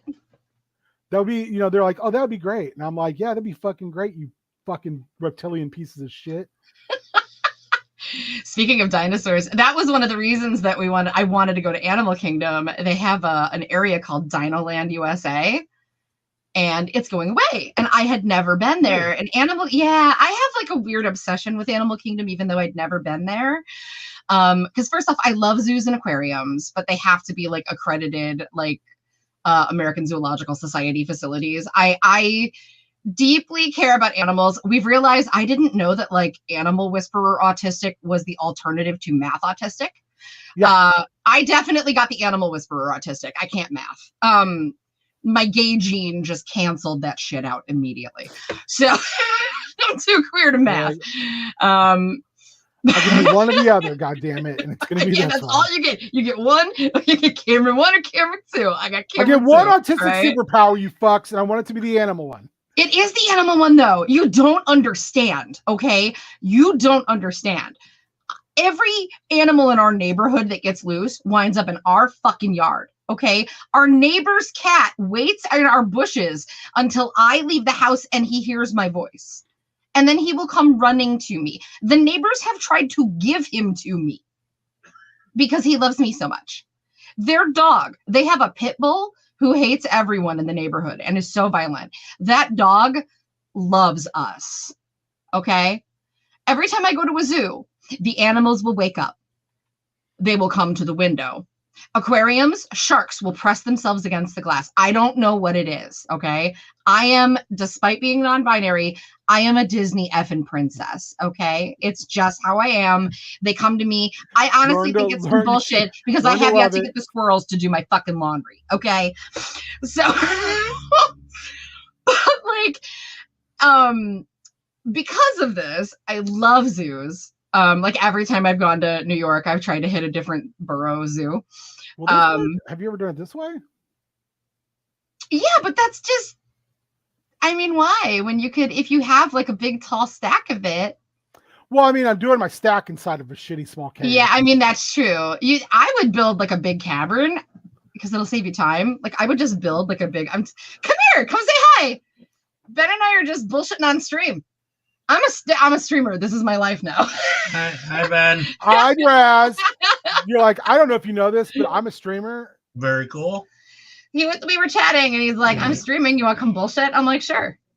You gonna go lay down? No. No? No. Okay. Send me the link. I'll jump in bullshit. You want to jump in? Yeah. Can Draz join in? Oh, yeah. Hell yeah. Old school. You can watch me fail at Minecraft. No, I think it's great. You're not failing. I've been playing it for too fucking long. I'm like, what are you doing? There's a faster way. Oh no, I am failing at this particular mod. Shaggy's been here all week and he's like, no, it's been bad. Shaggy. No, but I don't know. Animal Kingdom's got this weird connection to probably the best Imagineer of our generation. His name is Joe Rohde. Okay, People call him the ear. That name is fucking amazing. He's amazing. The dude is insane. He's so cool. If you've ever seen, like, if you look up anything Disney or you watch anything on Disney Channel and they show like an Imagineer and it's this dude that's got one super stretched earlobe with like 1 million earrings dangling from it, that's Joe Rohde. Joe Rohde is the man that built Animal Kingdom. He's the Imagineer that designed Pandora, which now that I've seen it in person, I can tell you, I hate those movies. It is Pandora walked so that Star Wars Galaxy's Edge could fucking run. All right. It is some of the most like saying brilliant Imagineering. That's like saying that Dances with Wolves walked so those movies could fucking take up money. It's so just that movie walked so James Cameron could buy another house. It's so beautiful though, man. I gotta tell you, I could not ride the Flight of Passage ride, unfortunately, because I can't extend my arm. So that sucked. Hang on one second. There we go. No, so I couldn't ride on that, but they have a boat ride there called Navi River Journey that has probably Disney's most advanced animatronic they've ever made. And I just wanted to see it in person. There's nothing wrong with that. Hey, Yo. Hi. No, but it was, I can tell you, like, Animal Kingdom is easily in my top 3 now. It is such a cool park. Oh my God, it is. We also, I think, had the best Disney day of our Disney adult tenure ever. I mean, it was. I love how you call it Disney adult tenure. Like, yes, I did my time at Disney, and now I feel like I might be able to retire from Disney. Oh, you worked there? No, you don't understand. No. I've just had a lot of churros. I've just spent a lot of time there. No, it was Animal Kingdom is special. It's a really cool park. I love when they don't hold the Imagineers back and just let them go fucking bonkers with their designs and shit. And that's what Animal Kingdom is. And surprisingly, there's not a lot of that in the States. That's really weird. No. It's really not. There's a reason for that. I can tell you what the reason is for that. Fire away. I'm interested. Parks in America, the Disney parks exclusively, are all funded by the Walt Disney Corporation as we know it. The board, Bobby Eisner, level and down. Currently Bob Iger, but, I'm an Eisner era kid. But the parks in Hong Kong, Shanghai, and both Tokyo parks, so Tokyo Disneyland and Tokyo Disney Sea, which is largely considered the best amusement park in the world of any kind. Those 4 parks are owned and operated by the Oriental Amusement Company? It's a separate organization. So Disney does not actually operate those parks. It's interesting. The OES pays for the rights and all of the trademarking and the licensing. It's a partnership between the 2 companies. So it's Disney's training methodologies. It's all of they give the Imagineers opportunity to like partner with them, and it's Disney Imagineering that does the designing and everything. But the funding comes from the Oriental Amusement Company, which is a Chinese-based company. So they handle all 4 of the Asian parks. Their funding is completely different. They will throw as much money as Imagineering as possible. It's like when they build something in those parks, they say, blue sky it, like just pitch the craziest fucking idea you can think of, and 90% of it they can fit into those parks without making cuts. I wonder why is it just a facet of better management, meaning like that the profit margin fits that a little bit better, or what do you think it is that kind of does that? Oh shit. I think it's partially that. I think part of it is when you think about like the amount of people that are kind of compacted into China, and there's 2 Chinese parks. You're talking about a Hey, when you say that, you've got to say China. Like a complete fucking Some might psychopath. say there's so many people. Some might say too many. We should build more parks. God, my God. So many parks. So many people. Some might say so many China people. Stop. No, we're not going there. Oh my God. But there's also a different tourism aspect there because the Asian parks are easier to get to for a lot of Australian tourists. They'll pull a lot of people from like Indonesia. Sometimes it's easier for certain people in just those regions to get there. So a lot of they'll pull from like Japanese tourists will go to the Hong Kong park and vice versa. That's why there's a new cruise ship that's opening that's just doing like the Singapore and like Asian route, and it's stopping at like all the parks, and that launches I think in January. So what you're saying is this is Australia's fault. Everything is Australia's fault. It's true. It's true. I give them some credit because I love Baz Luhrmann. Oh, Australia gets no credit. Come on now. We have against kangaroos. Kangaroos are fucking mean. Nar. Have you seen videos of kangaroos? Yes, I have seen cars. I've seen kangaroos. They're like, oh, is that your car? People. They're like, is that your car? It'd be a shame if something happened to it. I.e., you driving at me and me punching the fuck out of it. Draz doesn't want to go to Australia. I've had relatives that have went to Australia and they've been like, it's really beautiful. It's amazing. The people are great. I don't ever want to go back. I want to go to New Zealand. I mean, I can see New Zealand. I will go to Australia when the spiders in that country become extinct. You know that those giant huntsman spiders are in parts of Japan too, dear. You want to go to Japan. Yeah, and that's where death hornets come from, and that is where death hornets come from. Nobody likes those assholes. Not They're even other mostly hornets. In the rural areas, though. You got to kind of go like out to. Even other hornets are like, fuck those guys.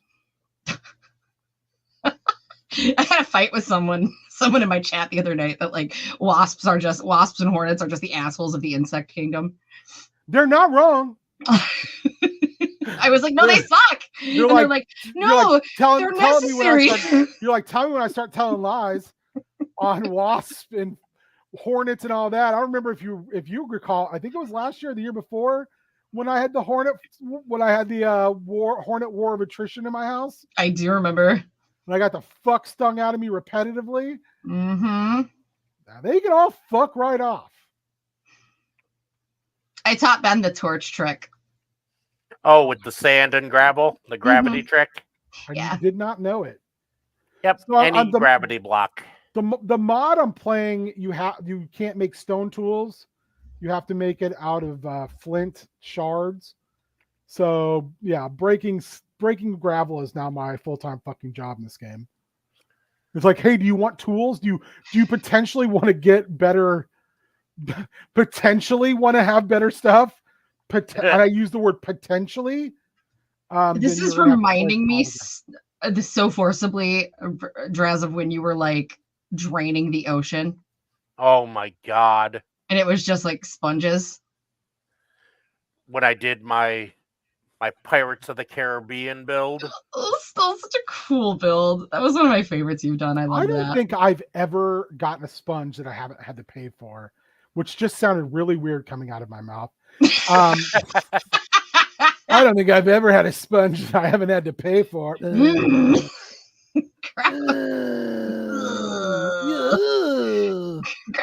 you're being creepy again. Yeah. No. That I haven't had to buy from the trader. Oh God, who's Yeah, it trying is a to spider's sue me? country now, just like they lost a war with fucking emus too. Because what did we learn? Emus are delicious. Don't fuck with giant birds. Emus are They delicious. used to be dinosaurs, and they will not tolerate your bullshit. You know what? I have never had emu. It's something I would be very, very, very excited about trying them. I would eat it. Where did you have it at, Shan? I don't. Someplace in Florida when I was younger. That's all I Florida. remember. It was in Florida. Mitch It was the same place that I tried alligator meat the first time. Oh, alligator's fucking awesome. Alligator's awesome. It's so good. It's like, oh, do you like seafood? I do in fact like seafood. And they're like, but do you also like chicken? I'm like, I also like chicken. They're like, okay, we just combine them into one fucking thing. Here you go. Enjoy. We had Richard, I think, had probably one of the most delicious Disney snacks I've ever had, and I'm so jealous that he picked the better one. What was it? And I kind of had like snack envy. I'm not gonna lie, I have snack envy that I didn't get that one. Yeah. It was so good. Disney does this thing called Pog Juice. It's just passion fruit. No, I was gonna say, it's not like gamer bathwater, is it? No, it's like passion fruit, orange juice, and guava juice, all by Dole. And it's just mixed together. It's delicious. That sounds pretty fucking amazing. It's really, really good. And when you get it in a float with Dole Whip, it's fantastic. Well, they had a specialty float at Animal Kingdom. They had 2 specialty floats that we could have gotten boozy, and then we realized that it was only like 10:30 in the morning. So, which is like 9:30 our time, and that was my answer to Draz, and he brought me the non-alcoholic one. I was disappointed. Sometimes you just gotta go with it, baby. I can't drink for a few weeks anyway, so it's fine. This is fine. But I don't actually drink much anyway. But yeah, I literally just can't. I mean, yeah, exactly. But no, it was that don't get me wrong, juice. it's not that I don't want to. No, so it was Pog Juice float with orange flavored Dole Whip. And orange flavored Dole Whip tastes like those push pops you used to get out of like the ice cream truck. See, that's the thing. I know how like you are just all on that Dole Whip kick. It's so good. I think I've maybe had a poor man's version of that once. And I was like, that's all right. But I also don't like creamsicle, like orange creamsicle and shit like that. Oh, it doesn't taste like creamsicle. Blasphemy. I just don't. I've never been like a big Orange Julius fan either. No, it's not. And like classic Dole Whip, you have to get like the original first. And it has to be like the real thing. It can't be like a knockoff. It can't be the stuff you get at Costco. Because even the texture of the stuff you get at Costco is fuck different. You, Costco. I mean, I love Costco and I'm happy I can get my you Dole Whip. pretenders to the Dole Whip throne.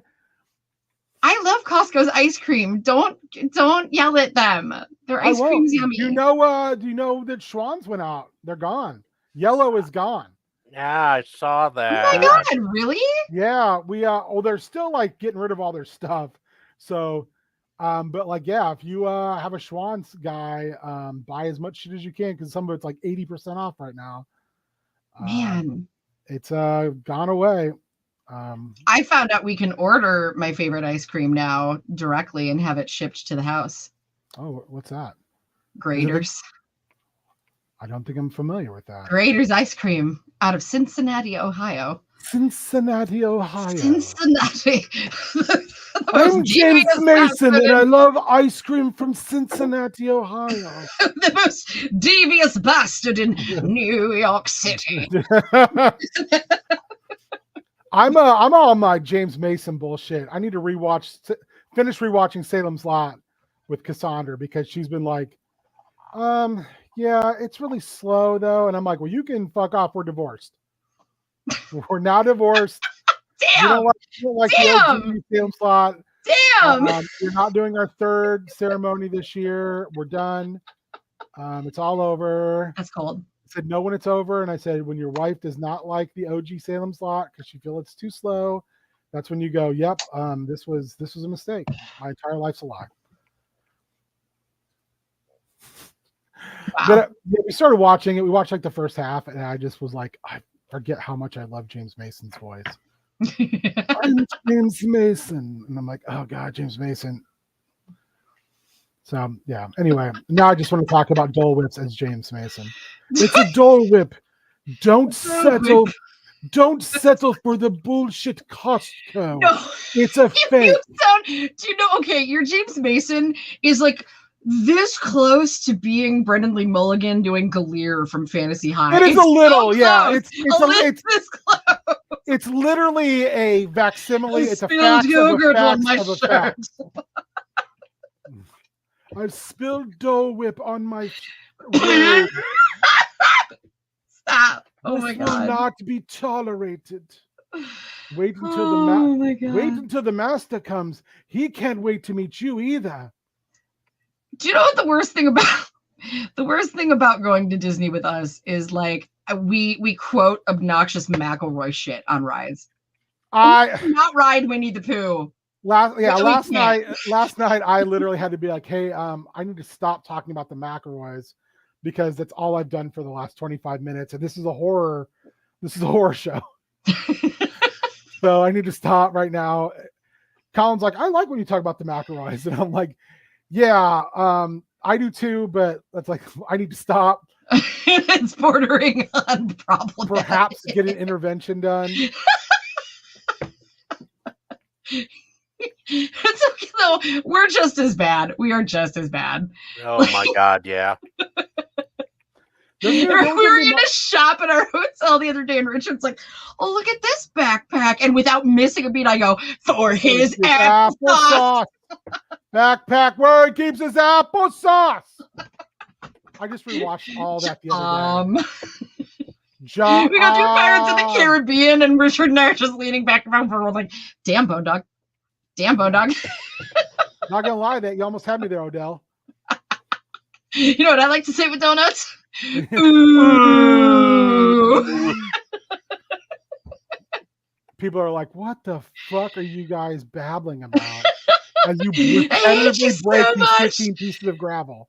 I hate your guts. I'm so pissed that we share genetic material.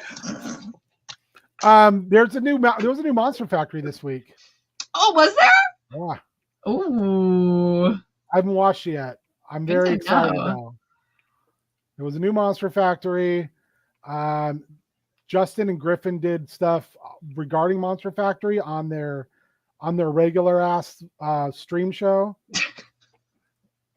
Which I was like, oh no, Travis this week? Fuck yeah. Rude. Are you listening to Abnormals? No. I haven't been really listening to much of anything lately because I've just been. Okay, I will say this. Taz versus Dracula was a goddamn revelation. And I will fight whoever disagrees with me. And the fact that they did a live show of Taz versus Moby Dick and a live show of Taz versus The Great Gatsby is the best fucking shit ever. In The Great Gatsby, Justin's character hit The Great Gatsby with a 97 Honda Elantra. And that Clint desperately wanted to go to the Orginarium, which was just a big building where they had orgies. And Griffin was like, no, we're not doing that, Clint. And he was like, then why did you put it in the game? And he was like, I don't know, Clint. Why did I put it in the game? I'm your kid. You figure it out. Why do I have to go to therapy, Clint? It was just, yeah. Also that in the Moby Dick one that they were befriended by a mouse who just did not have white gloves on. So Disney, get off our ass. This is Steamboat Willie, not Mickey Mouse. They're completely different people. One whose IP you own, the other you do not.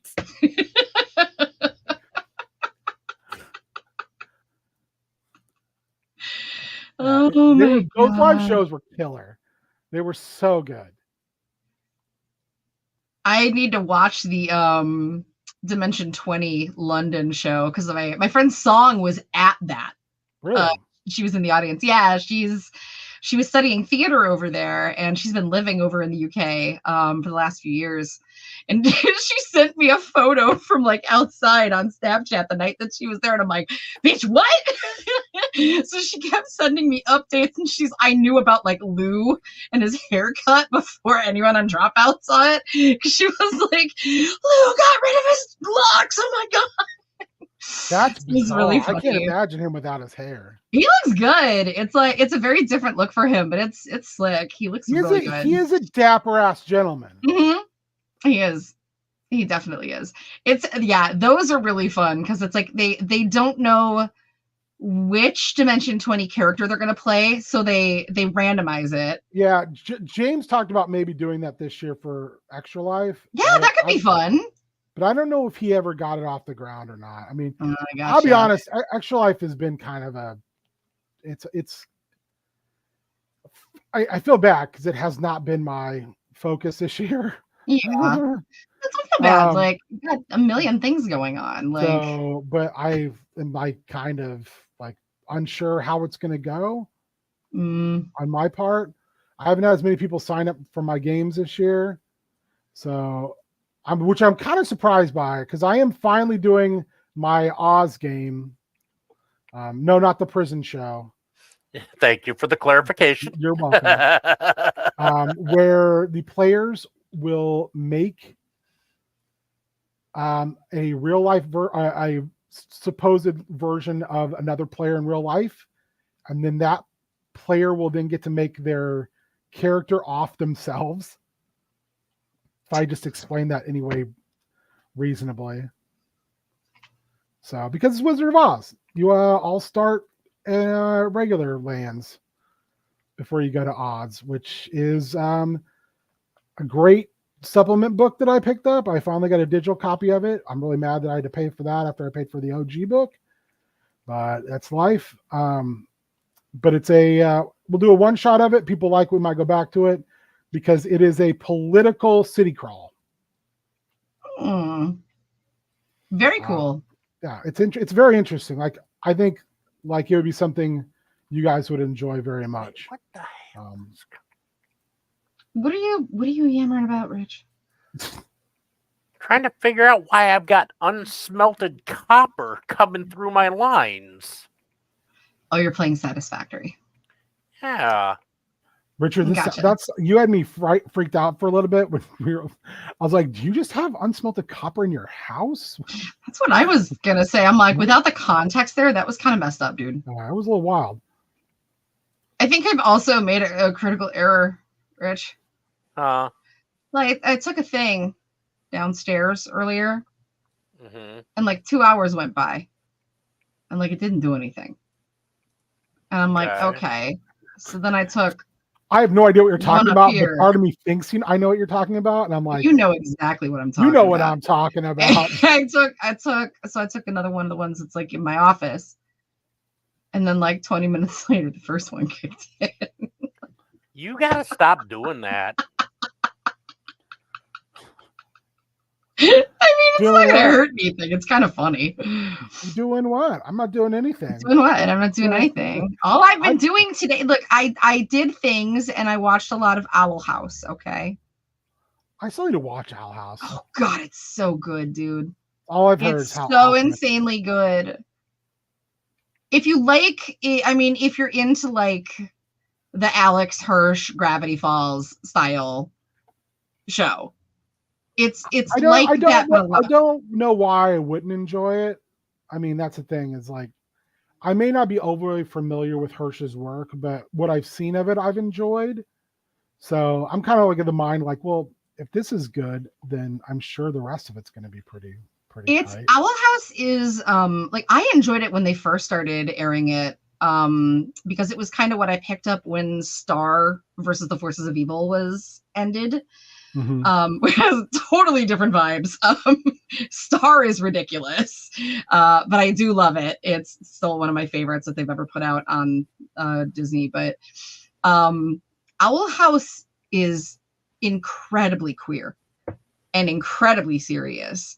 Like, it starts out with that kind of like fun vibe, like a Steven Universe kind of thing. It actually is very like Steven Universe is the show I would compare it to the most in like vibe, not in like storytelling and writing, but in like the concept that like it starts out as this thing where it's like, oh, that's cool, that's a really fun concept, it's a good thing, and then like at the end of the first season it's like there's this massive hook and you're like, holy shit, there's a huge fucking story here, and it just gets really serious.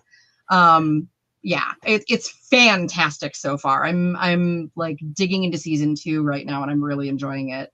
Speaking of queer cinema, I watched for 31 and 31. I watched a movie called She Is Conan. Ooh, It is a queer feminist French movie where all the male parts are played by females and all the female parts are played by males, that examines the tales of Conan the Barbarian through the feminist lens.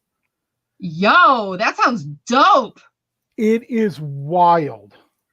So last year, Colin and I both watched a movie called, I believe it's called Kudoku, and Okay. it's a Japanese horror from like the 70s, where the whole movie is shot on a soundstage, but it's like they have an epic sea battle on a fucking soundstage. And I think I know. No. No, I know the movie you're talking about because I think they reference Kaidan. it in a new anime. Yeah, it's called Kaidan. I just remembered. Yes, they reference that in Dandadan, which like just started airing. So it's this movie. It is very similar in that respect, but it makes a goddamn soundstage feel so massive and epic in scope. It's masterful. Love it. It is absolutely stunning. It's also gory as fuck. They're just like, oh, you came for blood? Good, because we got lots of it to give you. You came for horrific deaths? It's Conan. You're gonna get that too. Yeah, it's really good. Oh, that's awesome. It's as good as I watched Knife Plus Heart last year, which is, I think, Italian. I can't remember, it might have been French as well, which was also a queer horror, which I tell anybody who will listen to me, like, it's a send-up of giallo movies through the lens of the 1970s gay porn scene in whatever country it's set in. I can't remember all of a sudden. Oh, interesting. And it's fucking great. It's so that good. Sounds cool. It's so well acted. It's so well directed. It's really, really, really good. Have you seen because I'm sure Richard's like dying to yammer about this. Have you seen Lin-Manuel Miranda's latest project? I have not. Does it involve him wanting to kill Mario? No. He and the niece of Angela Davis have written a musical based on the cult 70s classic, The Warriors. Ooh.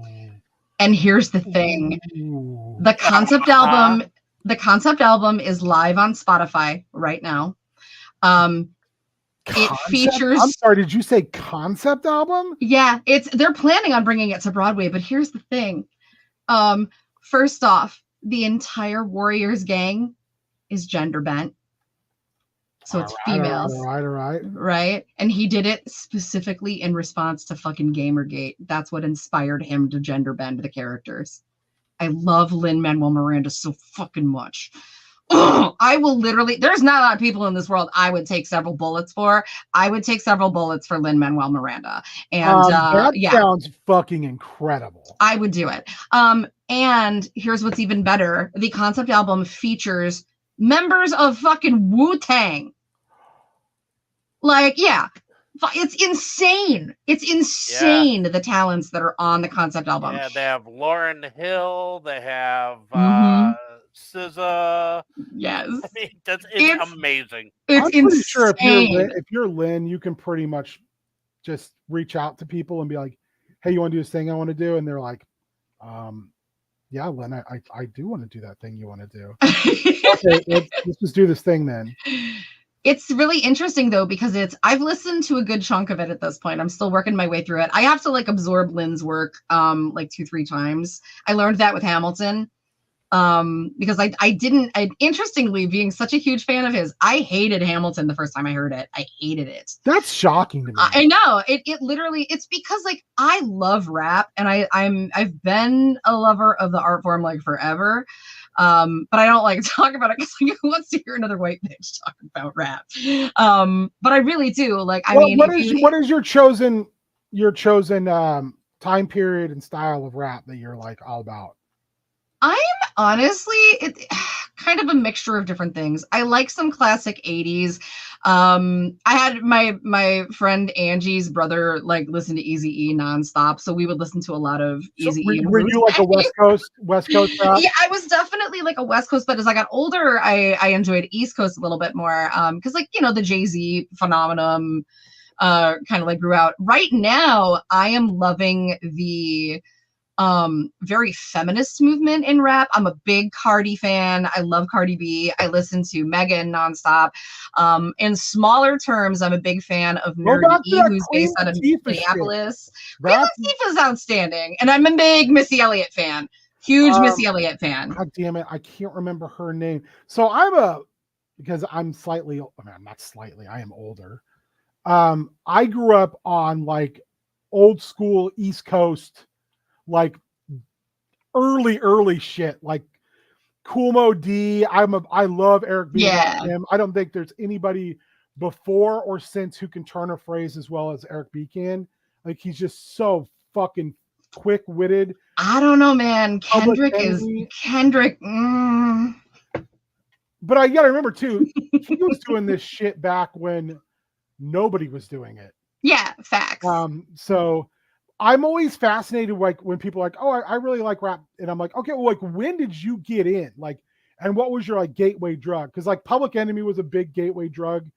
Public Enemy was a big gateway drug. Actually, Public Enemy was my gateway because when I started getting into rap, I was actually really into heavy metal, and Anthrax and Public Enemy was my introduction to rap. Mm-hmm. So my intro beyond like kind of the Yo MTV raps, like I said, like Eric B and Rakim, I was a big EPMD fan. I even wore the fisherman hat because EPMD wore a fisherman hat. Eric Sermon, goddamn, I can't remember the other dude's name now. But believe it or not, I got into Public Enemy because my dad liked Public Enemy. Because my dad was awesome. Like, you know what? From what you've told me about your dad, that doesn't surprise me though. Because my dad was like, told me a lot about your dad. And, like, he's like this. He's like, this is your generation's counterculture. Mm-hmm. Yeah. And this is a band that's saying something. They're not just, you know, bullshitting. They're walking. They're talking the talk and they're walking the walk. Mm-hmm. And that's like my dad's, you know, big thing. Like, you know, he wasn't a Woodstock baby, but he was definitely like, that was his shit. You know, it's like, you know, Crosby, Stills, Nash and Young and guys like that who were like, they were putting out songs that had a message, that they were like a lot of times anti-establishment, and they were like, you know, shit needs to change. Buffalo Springfield, you know, my dad would always tell a story. One weekend in Kansas City, he saw Led Zeppelin, and then the next night he saw James Brown. Oh my God. He was like, guess how many white people were at the James Brown concert? And I was like, I don't know. He's like, not very many. Yeah, not a lot. Yeah. My dad said the same thing about BB King. Yeah. He said it was awesome. But he was like, yeah, he's like, you know, I didn't give a shit. I just wanted them to be good artists. And as I got a little older, I wanted them to be talking about something that was important. Mm-hmm. So, you know, so like I got my dad on oh God damn it. Sorry, I've got Misfits blaring in my ear right now. Oh God damn it. KRS-One. I got my dad on that KRS-One shit, Tribe Called Quest. And he was like, I like this. He's like, these are musicians who know how to turn a phrase, know how to play their instruments. Like, they're just excellent at what they do, and they're doing it with passion, and they're doing it with a message. And he's like, anybody who can do that should be appreciated. They should be lauded for, because my dad would get pissed off when people like, oh, rap is crap. He's like, have you listened to rap? Because I hate to tell you, but a lot of the shit you're dogging is very much a return to form from the soul and, you know, almost sometimes the minstrel works that he's like, we grew up with. So I was really lucky in that respect. So I love to hear people when they're like, oh, this is where I got into rap. This is where rap. I was also like, you know, I was in high school in the 90s. So like you're talking, I mean, I was in freshman year when like Kurt Cobain died. So I was very much in like the grunge era too. But like, I think for me, it was like, it didn't really get super big for me until like Dr. Dre and Snoop. You know what I mean? Like the gin and juice era, like that was definitely, we all knew that though. Like we knew every word to everything. Like that was. The best part about those guys is they were not bashful about like where they stole their hooks. Oh, totally. So they weren't like, you know, they weren't pulling the like, well, that song's like this and my song's like this. It's like, no, your song's the exact same shit. Stop lying. There's a thing with me, like I have to, like if a rapper has an excellent, like I can't describe it other than like a flow to what they do. I like a very certain flow. Like there's certain modern rappers that have a flow that I just like, they can hook me. Oh, who's the Palestinian guy that's on Macklemore's new track? He's fucking insane. Macklemore just released, because earlier this year he did a track called Hins Hall. Yeah. He just released a secondary one, and it included Palestinian rappers from Gaza that had gotten out. And it's fantastic. And like the first guy on the track is like, Jesus Christ, he's insane. Like, it's got Anis, MC Abdul, Amirzar. They're all fantastic. And like Amirzar has like the craziest flow I've ever heard. He's so damn good. Like I'm gonna go check out more of his work just because I love like the smoothness of what he does. I think this was a Chris Rock observation. Someone can correct me if I'm wrong. He said the best music will always come from people who have been the most oppressed, because they have the most to actually say. Yep. And the lower you go on the economic scale, the socioeconomic scale, the better the goddamn boxer. He's like, so for every great boxer out there right now, there's an American Indian on a reservation waiting to whoop your fucking ass. You need to check out so two good kind of local recommendations I can make for you. First is Nerdy, who is fantastic. Love him to pieces. He's a Minneapolis-based rapper, independent, totally independent. Actually got quote unquote fired from First Ave for calling them out for some essay BS. Yeah, no, I remember when all that happened. Yeah, Matt's a good guy. And his albums are great. He's done some really cool crossover work with the Minnesota Symphony. He did like a series of concerts where they did like all of his work. So it's this really awesome. He had a track go really viral after George Floyd's murder called Black Kid, White Town. That's fantastic. I also recommend his track Black Wizard Wave. It's really, really good. And then Richard just introduced me to Queen Herbie. Because I love a good female rapper. It's a thing. And she's from Iowa, and she is killer. She is so good. People kind of compare her to Eminem because she's got kind of a very similar like Slim Shady kind of era style. But she's really funny and very empowering and very just like, I don't know. There's something about her work that's just so fun and very about reclaiming your best self. And the theme of a lot of her work is like not letting other people's negativity getting to you. Being your best bitch. Like fuck the haters. And like literally that's just her whole vibe. And it's great. And she's fantastic, and she's starting to pop off in the Midwest circuit. And she just book a show in Vegas too? Like, isn't she ending her tour in Vegas or something, Rich? I believe so. Yeah. Yeah. Yeah. I follow her on Instagram too, and she's fantastic. Yeah, I have I'm like, rap has always been something I've been very fond of. I have a Mhm. great deal of appreciation for. Um, I would have to say that it's not something I've done a good job though of maintaining that relationship with. Um, I think sometimes musical genres, they just like, they're important to you, very important to you for certain times of your life, and then they kind of Fade out. disappear. Yeah, they Yeah. fade out, or you just lose that part of, like, you kind of hit that point where you're like, that's just not who I am anymore. Well, yeah. I think Like, rap for me kind of hit that spot where I I still love the old shit I listen to, but I'm not near as into it as I was. But Rich was talking about metal, and I was like, I was gonna ask you, Rich, what was your metal shit then? Well, no. I was very lucky. My father and my mother made sure that I had an appreciation for all types of music. So, I mean, I grew up listening to Black Sabbath, uh, but my We lived behind two churches, and my dad would blare fucking Black Sabbath almost every fucking Sunday. Just obnoxiously loud. Sabbath, Zeppelin, all that. She would just be like, yeah, we're to see how pissed off the Christians are going to get today.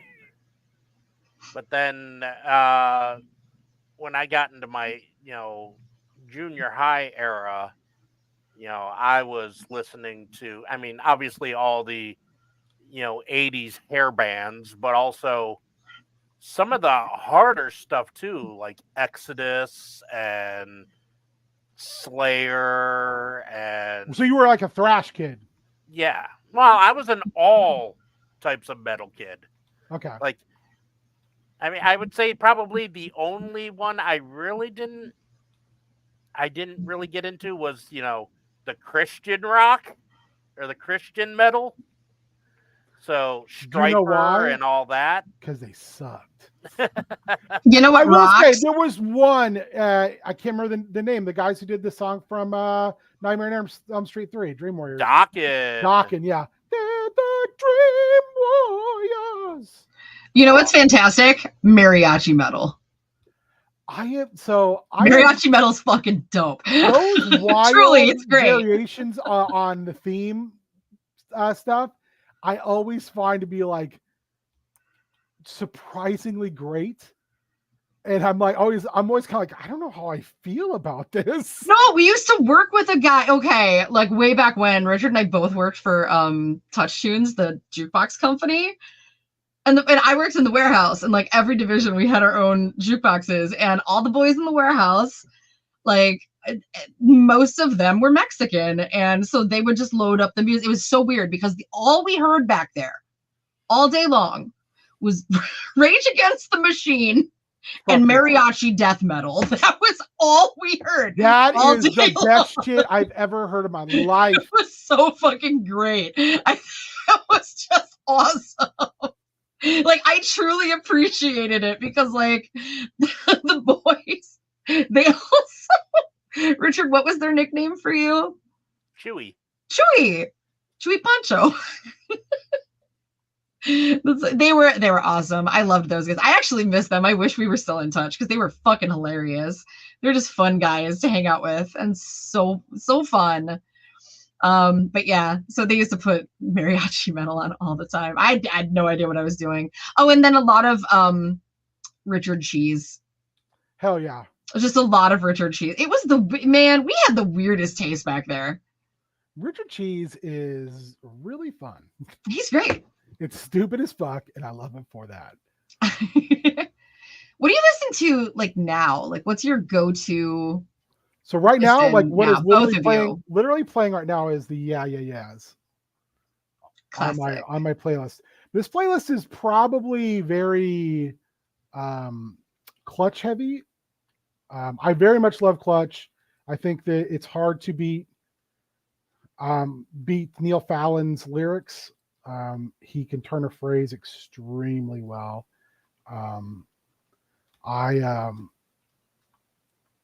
I have grown to be a big fan of Mastodon. It's not Hmm. that I ever wasn't. It's just they were a band where I was like, I don't know. It was like I kind of missed them a little bit, I think. But when I started to get into it, I was like, these guys are really fucking good musicians. I still like Anthrax. I still, I still stand my fucking thrash metal groups. But I will say out of all of them, Anthrax is the only one that I still love with the same passion. I would say other than that, I love Tom Cardy a lot. I think Tom Cardy's a very good musician, also very funny. I go back and listen to a lot of shit I listened to when I was younger. Like I said, lately I've really been on a Misfits kick. I love the Misfits. Danzig. Yeah, I not so much. Glenn, I can take or Glenn leave. is so much, but Glenn is too much Glenn a lot of times. yes, if Glenn could just not Glenn, I'd like him a lot more. So hard. But I do find them like I love that like 3 minutes fast and hard as possible punk. And the Misfits are basically like, do you like horror movies? I'm like, I do. Do you like loud music? I'm like, I actually do like loud music. Do you also think Robert Undead is kind of a hack? I'm like, I do. Robert Undead. Roberto Undead. And his brother Arachnid Binary One. So I don't know. My musical taste is all over the place though, because it could be Bill Withers next up in my playlist. So I don't know. I like a lot of shit. I'm definitely I also, you can tell who my parents were by some of the older stuff I enjoy. But yeah, I mean, I just love music. Same. It's one of those weird things. I think if you are raised with music being an important part of your life, you'll always go kind of back and forth about what you love in like different genres.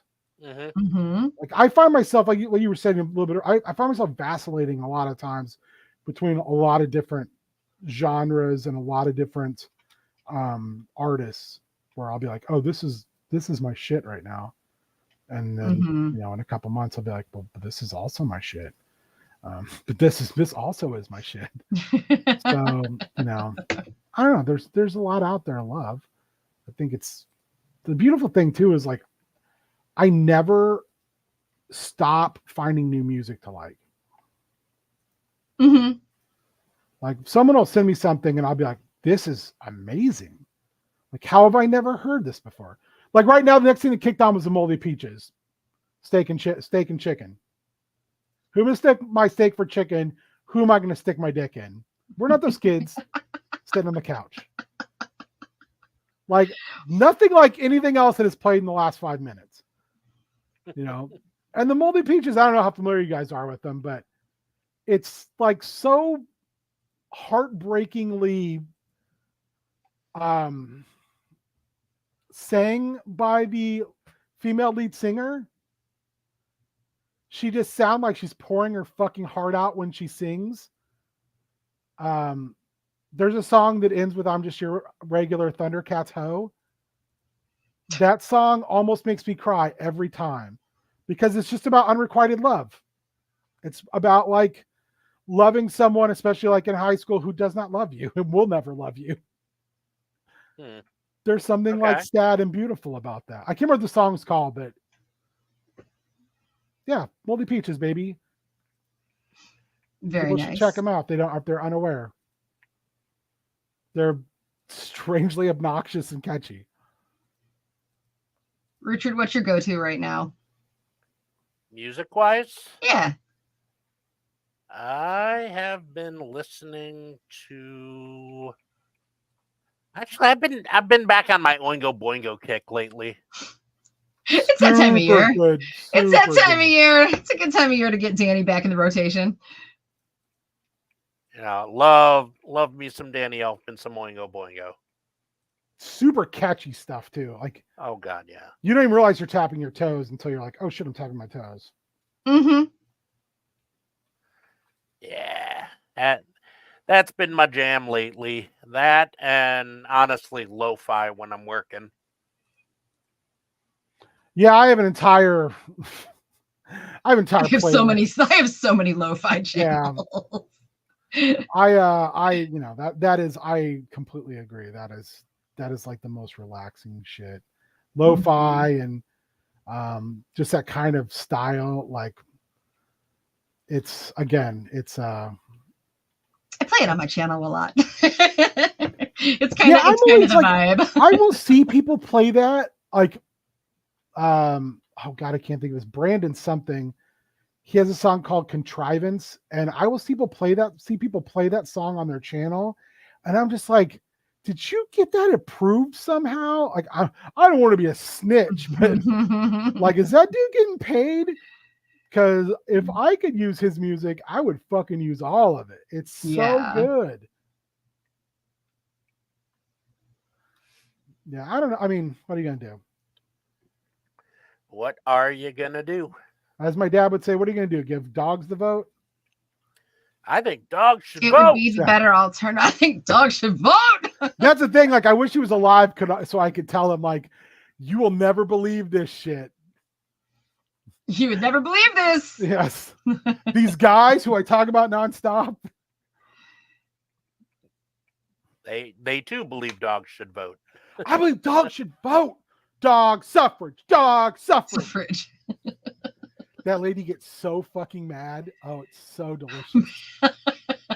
Man, boy, man. The mayor and king of Philadelphia. If you two assholes don't stop. I'm sorry, that wasn't me. I told them to make the pizza smaller. No, dude, make the pizza smaller.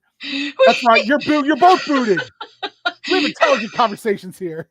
Every time our very orange cat does something stupid, which happens several times a day, and we have to rescue him from his own demise, the constant phrase is, please, Daniel, we can't keep doing this.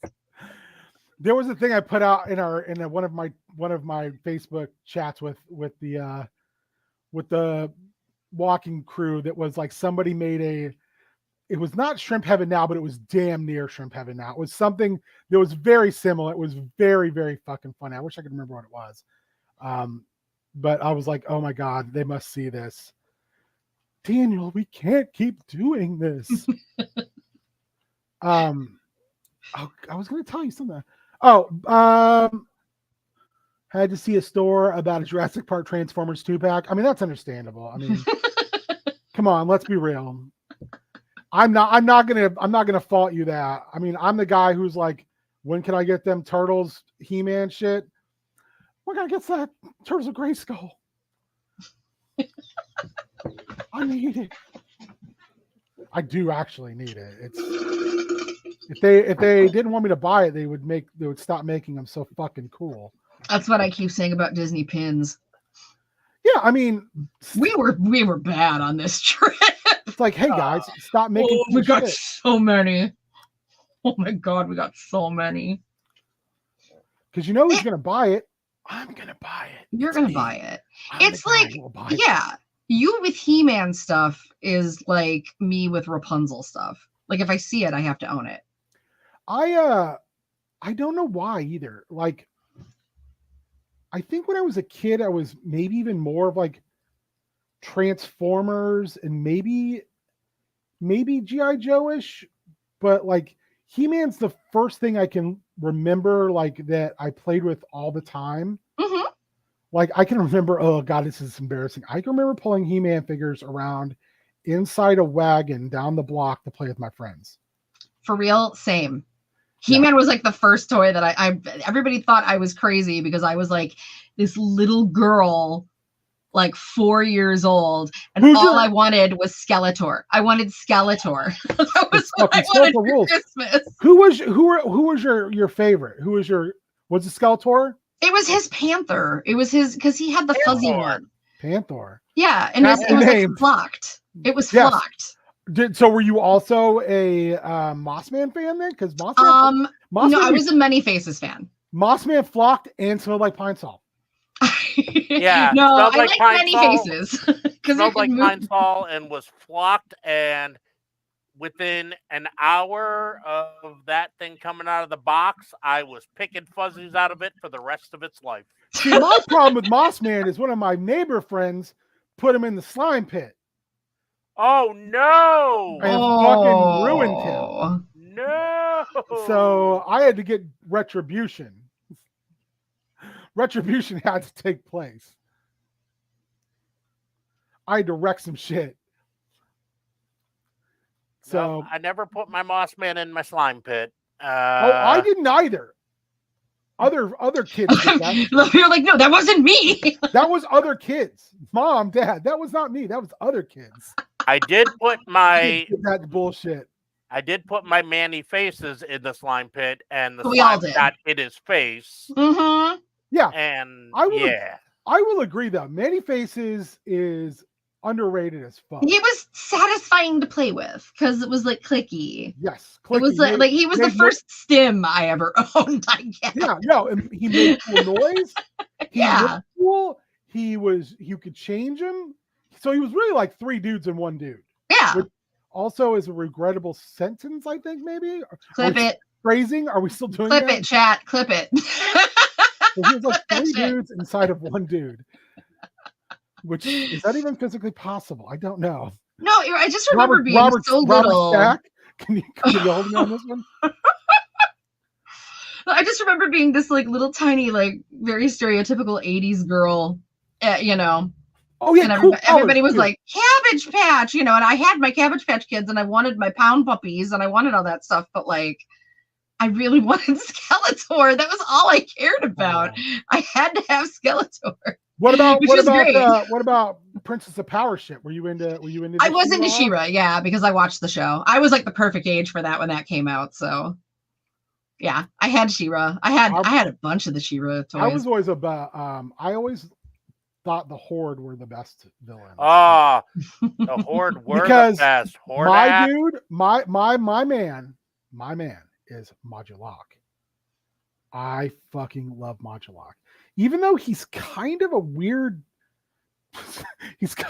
He-Man version of a Nazi doctor. I just like the fact that I was like, terrifying. this guy can turn into anything. Oh, Oh. Modulok was the one that had all the parts, and Yeah. he had two heads, and Yeah. I And had then like if 4 you of were them. lucky, you could get Multibot, who was Modulok's evil robot creation, and you could make Multibeast. Which was like super Modulok, and I was like, oh god, I think I just pooped my pants.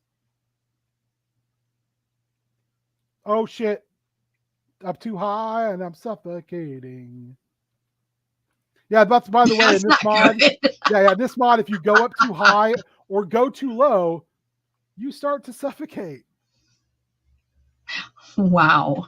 I'm like, oh man, Minecraft. You guys were like, oh, Minecraft's kind of hard, but you want to be even better? If we make your lives as players fucking miserable. Oh, also dinosaurs. I'm like, yeah, but you have to make it that hard. Mother, why did the wall have to be so high? Like, I can't pick any of these crops. We had a YB though moment in Yeah. Florida. Why be though? There were so many bees. There were just so many bees. And they really wanted my soda. Oh, did you like put a little out for them? No. Pour a little I- out for your homies? No, I couldn't. It was just like they would sneak up on me because like Epcot had Food and Wine Festival going. Ooh. So yeah, I mean it was Jesus great. It Christ, was a, a tree.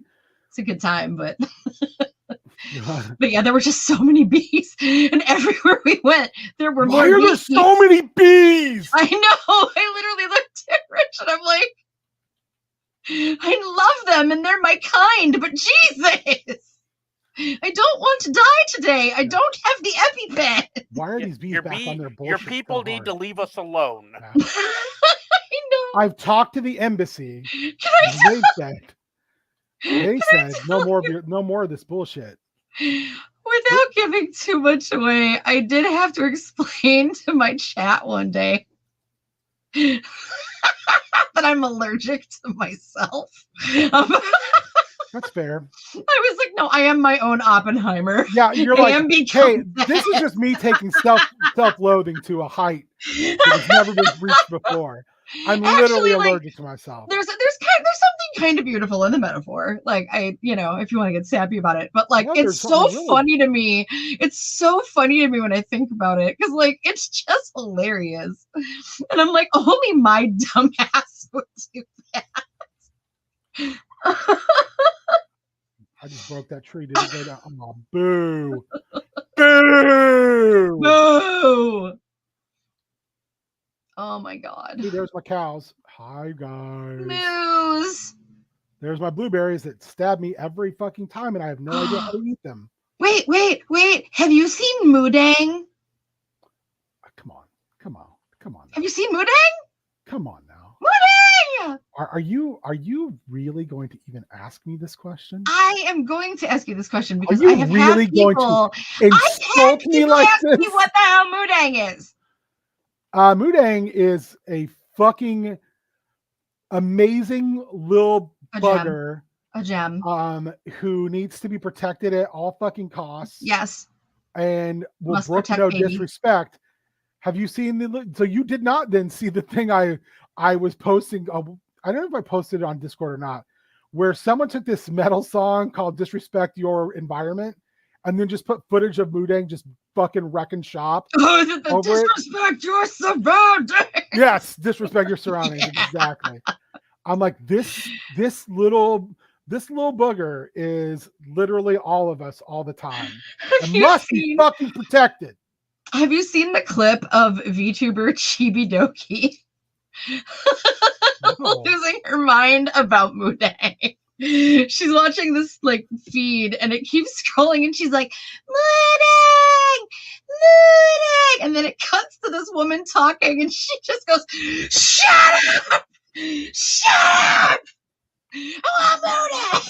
And then it scrolls to the next one and she goes right back to Moodang! I've never laughed so hard at a VTuber in my life. I was like, God. You know, Moodang is just seriously though. I am all for tiny little creatures who just steal your heart. Just a little guy. Just a little guy doing little guy stuff. Yeah. Just being a little guy. Just out there living the best little guy. Yeah, Moodang protect and she attack. Yeah. She liked to fight. Here, let me steal for just a second. Please do. Share screen. Share screen. So I got all these maters, but I can't get the wheat and I can't get the taters. My disappointment level is high. Oh, do you have the ability to steal or do you want me to push it over for you? I think you have to push it over for me. Okay. We finished devouring these tomatoes. Eat those tomatoes. So you can watch this. Please tell me it's disrespect your surroundings. No. Please play disrespect your surroundings. Hi guys, this is the back. I want Moodang! It's fair.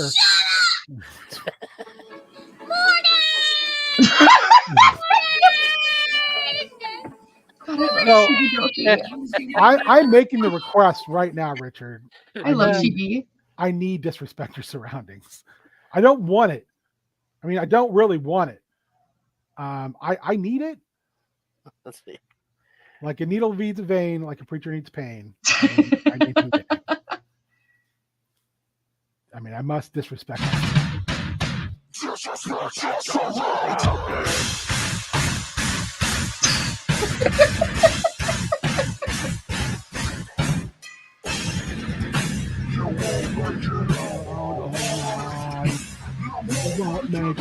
not alive.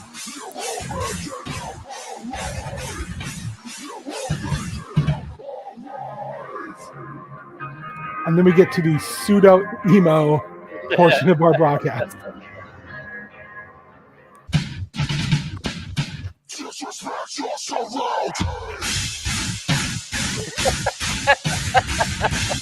It's just so perfect.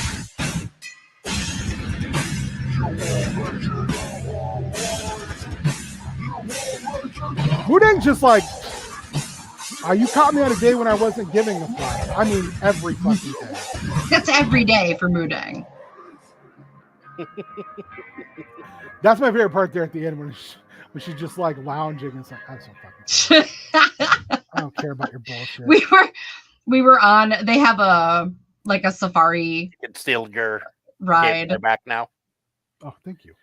Yeah, they have a Kilimanjaro safaris at Animal Kingdom, and we saw a hippo, and it took everything in my power not to just shout, Mooney! I don't think that the person piloting the vehicle would have been very happy with me. They were not having a good Who day. gives a fuck? It's your vacation. I give a fuck because they were trans and they were clearly having a bad day. Okay, and I'm like, I had to sit there and listen to people misgender this individual like the whole ride. And I'm like, I can't imagine dealing with that all day. So may I ask a question? Yes, you may. In your mind, yeah, why the fuck do people continue to do that? In your mind, when you are dealing with that, because I know you have to deal with that all the fucking time. Oh yeah, every day. In your mind, what could possibly be the thought process for someone to be so callously? I might even say, I want to say it this way, so callously fucking stupid as to do that. There's nothing. I mean, I don't care if you are a massive bigot, and I know there are a lot of them out there. You literally, I always think of bigots as people who are trying to gain something, like a power structure over people who are generally can't generally defend themselves, or in a socioeconomic deprived group, so they're bullying them because they're sociopaths. But like, what is the fucking point of your life, of your goddamn existence, to do that to somebody? Like, they've done nothing to you. Their way of life does not fucking touch your way of life. Grow the fuck up. Why? I don't get it. I know you're probably like, I don't get it either. That's why they're a bunch of fuckwads. But I'm like, I don't understand. I wish I did. It makes me so goddamn angry. May I interject? Please do. Shan? Someone please interrupt. Yeah, go ahead. Because I actually got into a fight with somebody who used to be a friend because they would purposely misgender our friend Rin. And I got sick and tired of it. Honestly, in my own opinion, from my own observations outside looking in, it is the fact that, it's like the completely wrong mindset counterculture. Right now, trans rights and, non-binary, acceptance is very in the culture now. And these idiots that refuse, they just want to make a stand to try and make their own bigoted point. I saw something on Twitter the other day that they're calling Venom woke now because the poster for the new Venom movie says, "Till death do they part," and they're like, "Oh, great! Now he's a they too." It's like, but he's a symbiote, and he's also a fictional character. Listen, non-binary people, we already associate ourselves with cryptids, so we'll take Venom into the fold. That's fair. I mean, he can join us. Brock and Venom have always been a we. Yeah. We And are there's Venom. always been kind of a weird tension between the two of them as well. Yeah, see, Spike, so- you get it. Venom has always been a we they. Yeah.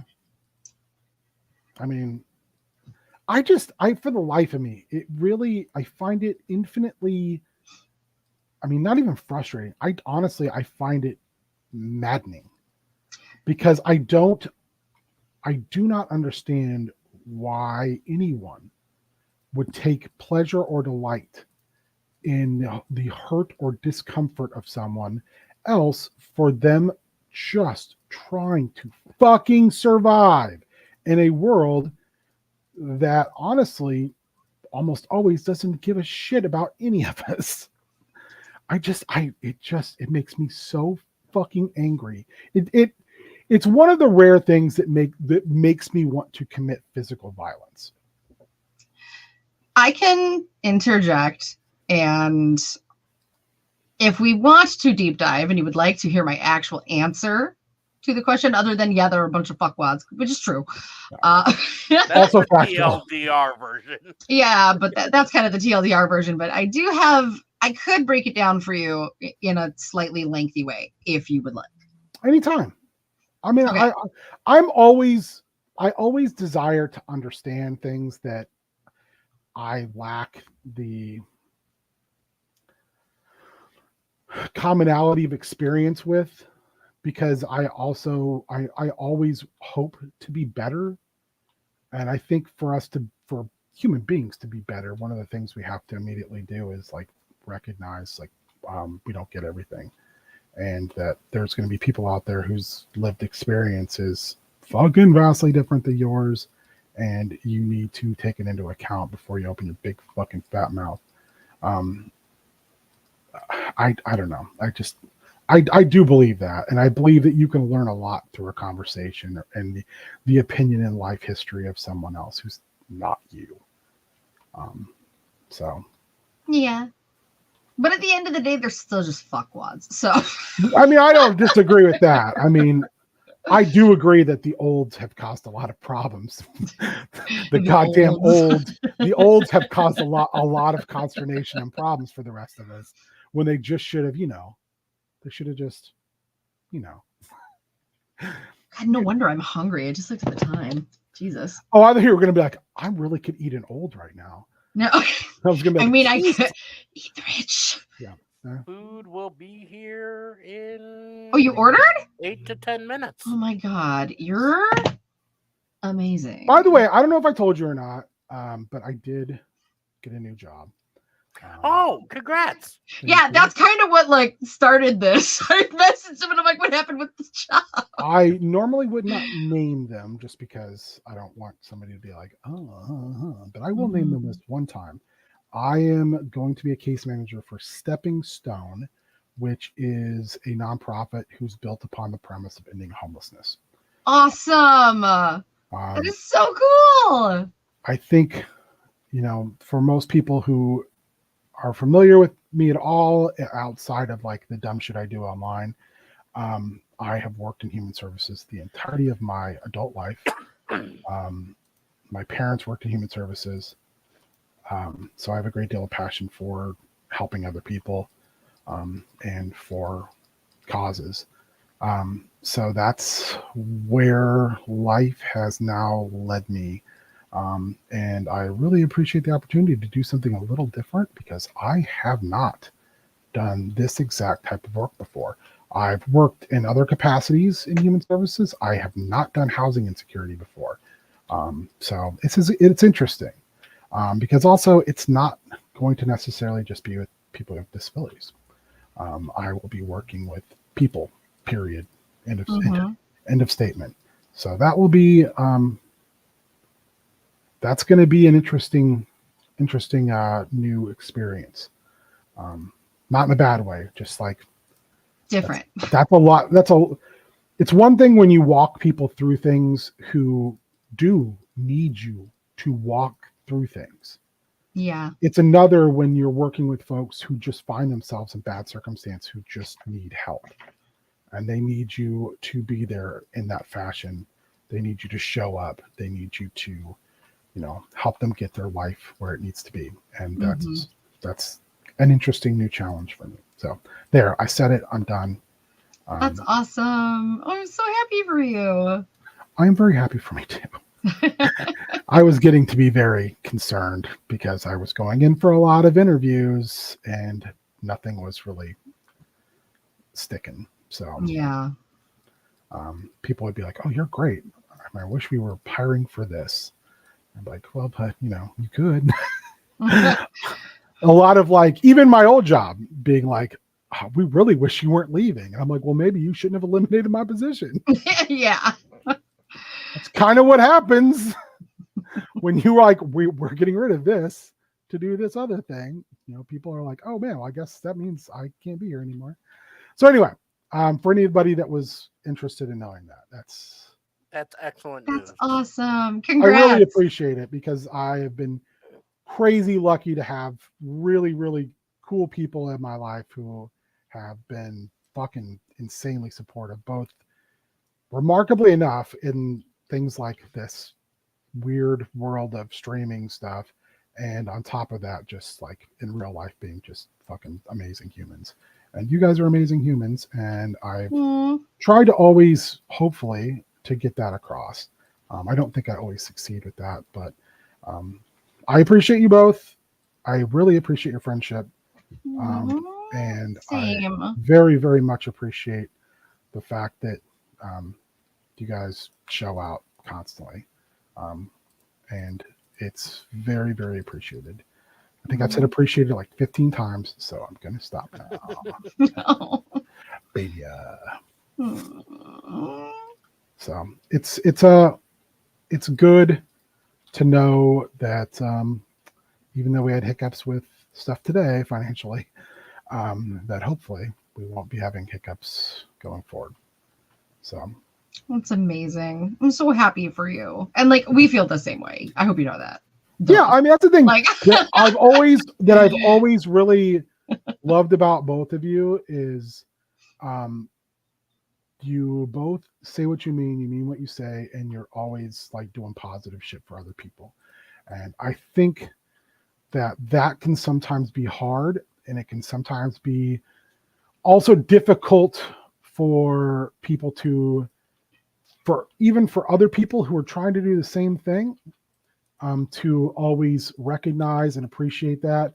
I mean, we both know maybe who I'm talking about here, but I've always looked at it as you can never have too many good people in your sphere who, whether or not they agree on the methodology, all are just trying to do right by other people. And I think that's one of the most beautiful things that humans can do for one another is just fucking be there for them. And sometimes it's just a matter of being reassuring, yeah, it sucks ass right now, but it'll get better. Yeah. I'll be honest again. I have a friend who does pretty well financially, who literally went all right, well, no interest loan. What do you need? And that in itself was I did not and will not be taking them up on that offer. I fucking can't. I cannot tell you how much I appreciate the fact that someone would even say that though. Mm-hmm. Hey, I have money right now. I'm doing well for myself. How can I help you do well for yourself? And I think that's the whole thing, that the people we all choose to spend our time with and put our energy into do a really good job of, is everybody's supportive of one another. When we try new endeavors, no matter how crazy and dumb they really are, for me, who's gonna, it's like streaming in a way, I mean, I am ill prepared to do anything really, most of the time. And on top of that, it's not like anybody really gives a shit what I have to say. And that's fine. I don't do it for them. I do it because I like to do it. And someone I was speaking with the other day was like, well, we need to optimize this. We need to optimize that. If we really want to, make this viable in a financial fashion and what have you. And I was like, that's great. But I don't know if I really want that. And I'm like, well, what do you want? I was like, I just kind of want to have fun, and I want to be able, I mean, it would be cool if people were interested and wanted to have fun with it. But in the end, it's like, it also means like, I can't really, for me, I can't afford to do both. I can't afford to be like, how am I trying to say it? I can't afford my time and my actual bandwidth will not allow me to be like, I'm going to burn the candle at both ends because I just don't have that candle anymore. But that's the thing. Look at how many people though support us, who look at, what I try to do with this stupid bullshit but what people try to do with, and again, I know that we don't talk about names and things like that, but what you're putting out and what you're doing, which is far, far, far more impressive than what this dumb shit is. Oh, stop. It is. You're doing something, in my opinion, has superb value and serves a true purpose in a community that needs that needs people like yourself, who are, they again, they walk like they talk and they champion what they champion because it's who they are and what they believe in. And that is fucking beautiful. And it means so much to me as a human being to see that occur. It means so much to me as a person to be able to know that and to be able to support it, and see that thrive. So that's like when I hear you talking about like doing stuff with Clarksky and things like that, like Clarksky, again, it's just a fucking good egg. He's just a good human being. His streams have a really good vibe too. They Like, do. yeah, he's got a good energy. He's fun to put on and just like vibe. He's just a good fucking person, and he's just out there doing good person shit. Mm-hmm. So, I mean, when we see stuff like this, and when we get a chance to, support things like this, I think it's really important to do so. Mm-hmm. And it's good. It's important to remind people like yourself, and Draz, when he gets back to doing fucking awesome music, on a consistent basis, that like, that's important. And it's good shit, and people need to know about it, and people need to, respect it, and they need to get on board with it. Otherwise, it's a good way to get fucking dealt with. Kickbacks. Is that what you want? Do you want to be dealt with? I don't think it is. So, I don't know. I like to be able to remind people, that how much it's appreciated on my end, that people go so far out of their way to be just amazing humans when they, again, nobody has to. None of us have to be good people. We all easily could be complete shitbags. I mean, I've said this often. That's my default. My default setting is not being a good person. I have to fucking work at it. But to be around so many people who it is their default setting, or the fact that the way they work at it seems so goddamn easy, and it makes me so jealous. It's just very, it's a very important thing to me. So again, thank you. And thank you again to everybody else. I mean, again, I know you probably don't like to hear it all the time, Spike, but I hope you know how much I appreciate you showing out like constantly, like every stream. You come on, you are extremely funny, you're friendly, and you, whether you really enjoy it or you're just really good at faking it, it does mean an awful lot. And there's so many other people. Mitch is also someone who, the reality is all you guys are coming over from Dave's shit, and Dave is much better at this, but also Dave has an audience because Dave does shit. Dave is an artist. People know Dave. I mean, there's a reason Dave gets invited to fucking cons and stuff. Dave is good at what he does. So, and I just really appreciate the fact that you see something of value and coming and hanging out. And I hope that, you'll do the same for other people, who are in the same sphere as I am or as Shan is, who are trying as well to like add something positive to the world. So yeah, there, I've said my piece. I'm gonna stop. Aw. You're embarrassing yourself. No. Stop embarrassing yourself. Stop embarrassing. I'm embarrassing myself in front of my friends. No. Yeah. No. But Mom. My mom. But I do though. I don't feel like I'm very good at which is sad because I won't shut the fuck up.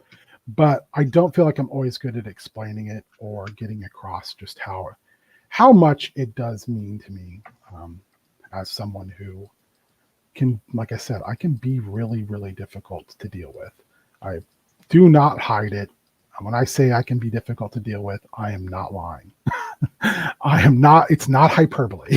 I am a handful, and I appreciate the fact when people not only are like, yeah, I can deal with his bullshit, but also are like, I'm eager to deal with your bullshit. Why? Because I think you're an okay person, and I think it's very nice when you guys think I'm the okayest. So thank you. You're beyond the okayest. I mean, I don't know. I definitively have detractors, and a lot of times I'm like, that's fair. that's fair. That statement's fair. Yeah, that's me. I do that shit all the time. Yeah, I'm that guy. That dickhead is me. When someone goes, Oh my gosh. I really don't like that dickhead, and I'll be like, yeah, that I can understand that. And Don't talk bad about my friend. Don't I'll talk be like, bad about my friend. that dickhead is me. I understand that. But it is what it is, and we make the best of it. So, and that's again why I appreciate everyone so much. And it does really mean a lot. So thank you. I appreciate you too. See, I got all my sappiness out. Yay! Look, guys, we fucking did it. We did it. And now I gotta go eat a food. I'm very hungry. No problem. I am going to play for a little bit longer, and then I am going to go watch Agatha All Along with my wife because we're behind like 3 episodes. I already guessed. Someone fucking spoiled it, but I had already guessed the Aubrey Plaza role. Oh, that doesn't even matter. This week's episode is like an Emmy winner. 100%. It's so good. I was like, I think this is this character, and Cassandra was like, really, why? And I kind of laid out my thought process, and she was like, oh, it could be. And then there was a headline that laid it out that said Aubrey Plaza's character isn't this character, it's actually this character. I was like, you fucking idiots. Thank you. And thank you, Google, for putting it on the front page. Assholes. No, this week's episode, you need to like message me when you're done and let me know what you thought of it, because like I think we're 2 episodes behind. Okay. And then we're gonna watch whether we watch it tonight or a different night, we're gonna watch The Watcher in the Woods. Oh, because I don't think I've ever seen it. Hmm. And I have a thing where I very much enjoy Disney horror. I think Disney horror is vastly underrated. So I'm very excited to sit down and watch this, because Cassandra is very much like, it's really good. And I'm like, okay, well, let's fucking watch it and find out. All right. So I got some stuff to watch. Look at that house I built. I was going to say it's really cute.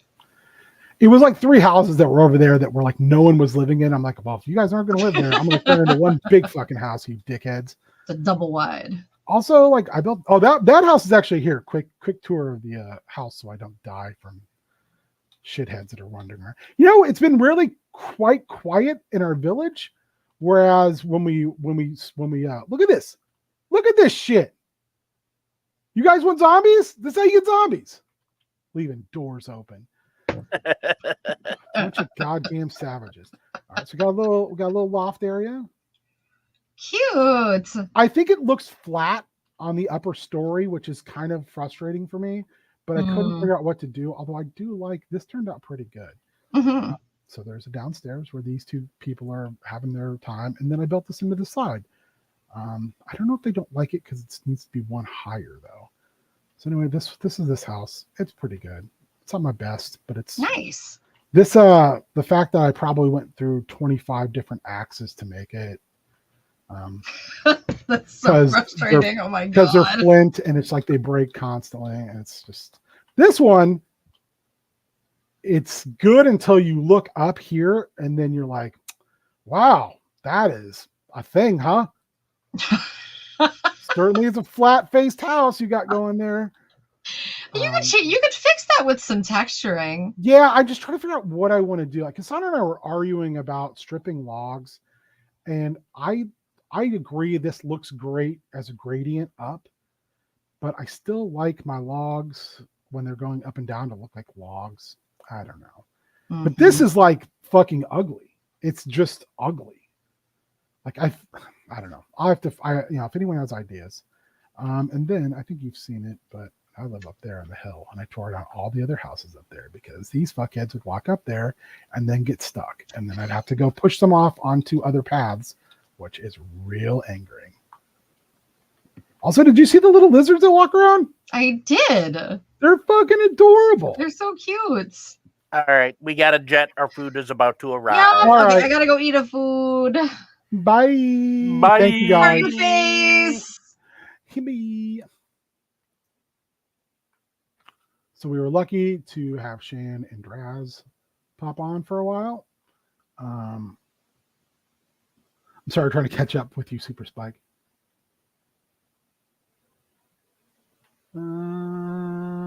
Thank you. Yeah, I agree. Rabbit doors are kind of the worst. Although I would have loved to watch Jim Morrison and the Rabbit Doors play live. So let's quickly take a nap. And we got to get a couple more gates, and then we'll go down and finish our wall, and I think we'll call it there. Because I get that pizza tonight. It's a cheat day. It's a cheat day. And you asked for Dusty and James Mason in a mashup, I think. I don't know what that would be like. Give me more. Do you want James Mason saying Dusty Rhodes shit?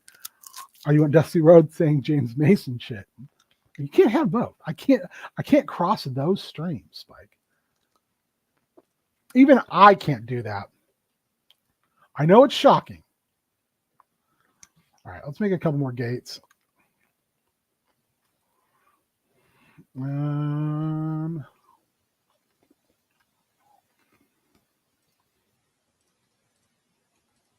Let's make 4 gates, I think.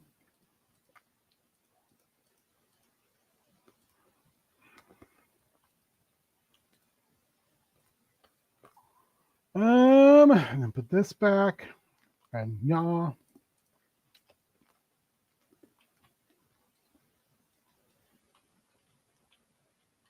We could just put a water drop in, I guess, but I don't know if there's that much fun. Maybe we will just put a water drop in.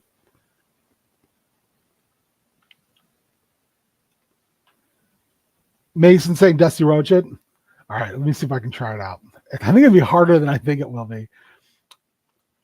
I have dined with kings and queens, and I have supped in the alleys with pork and God damn it. Okay. I have dined with kings and queens, and I have supped in alleyways on pork and beans. Something like that, I guess. It feels not as good. I don't know. Maybe it's just me. Yeah, we're gonna do a watch along. I don't know. Oh, there's a guy. I don't know if it's going to necessarily be Nashy Boys. It might just be a movie. I'm kind of hoping we do that movie we were talking about, if we can find it on Tubi. Primal Rage. But I've seen that there's a Primal Rage on Tubi, but I don't think it's the one that we watched. And the only other way to watch it would be to convince Doug to allow us to watch it on Dougflix. And I'm not pushing that. Doug giveth so much, I don't want Doug to feel like he has to take it away.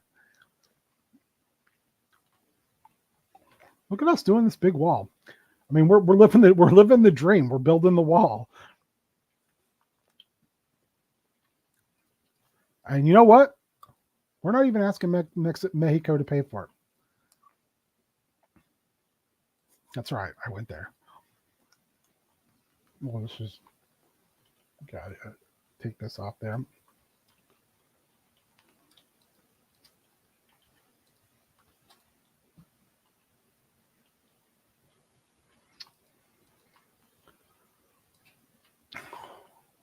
Kind of like the idea of this being here. Okay, we gotta. How are we gonna do this? I think we go.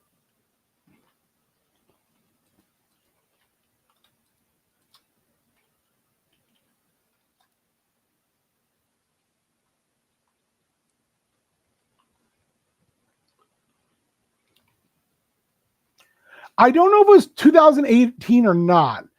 In the write-up, does it say that it's about big feet, about a Bigfoot or a Bigfoot predator? I should say, because that's the movie we watched. I think Primal Rage is a title that's been used for a few things.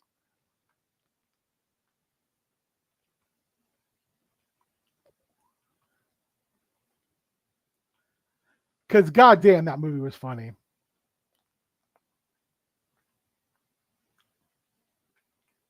And I would be remiss if I did not repeat the fact that it had one of the more competent female leads I've seen in a while in a horror movie, and it was very much appreciated because the primary male character was a giant hunk of turd.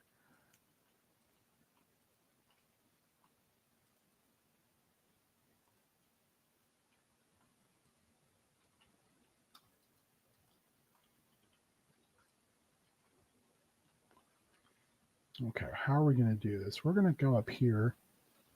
And we're going to build out from here.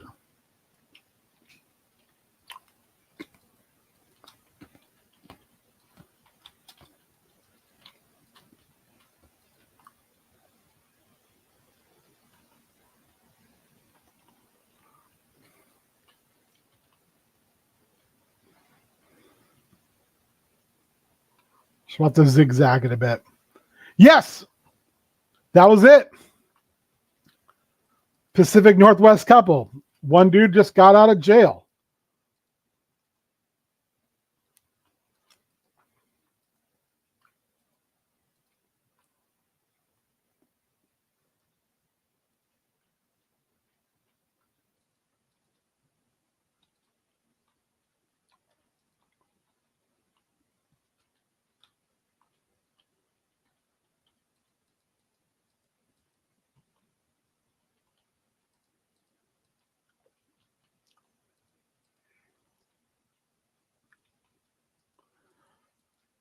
I guess my next question is it going to be the version that we watched where it was, because the Doug Flicks version we watched was great. It was gory as fuck.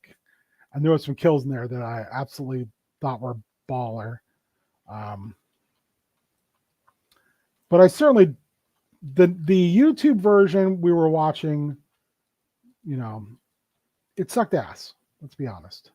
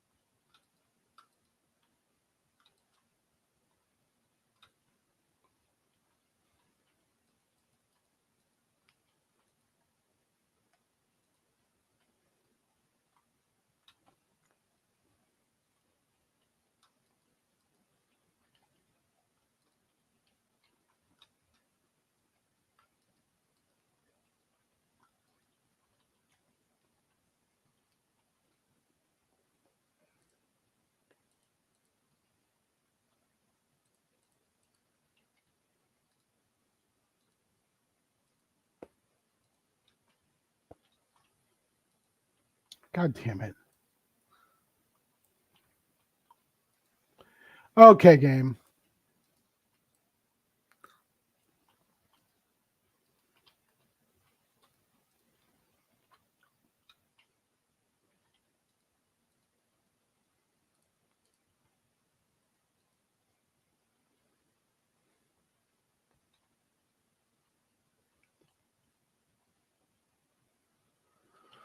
All right, we're going to...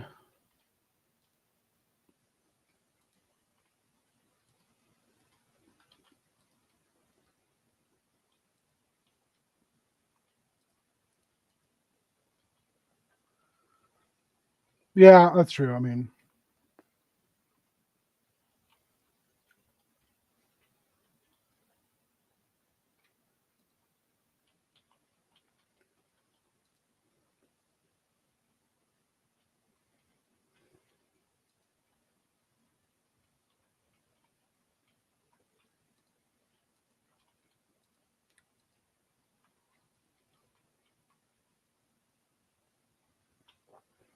Look at our little wall we got going on.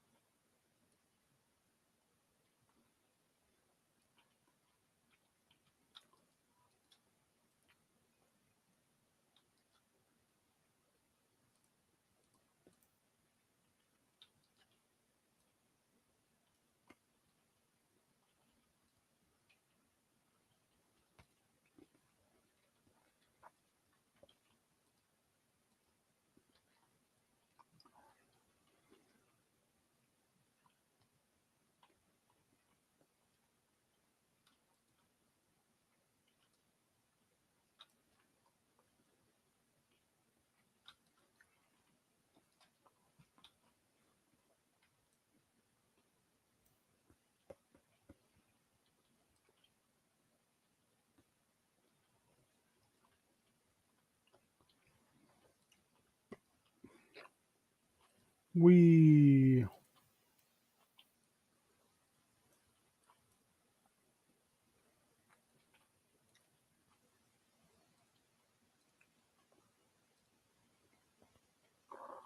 Get out the rain, Haas.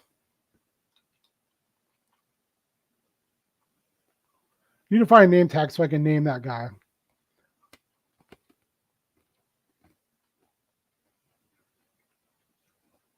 All right, we're going to break that.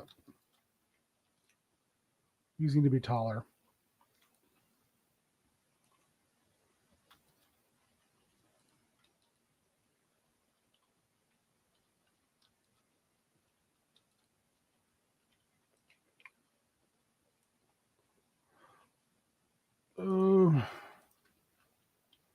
Sorry if I'm gotten quiet. I'm trying to knock this out.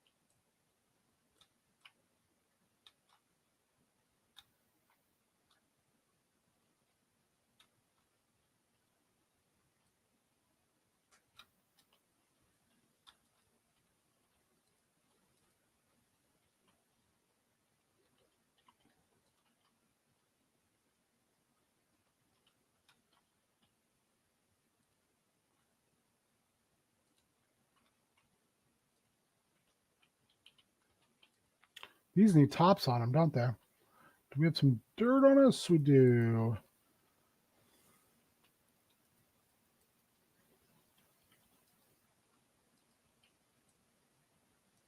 Perfect.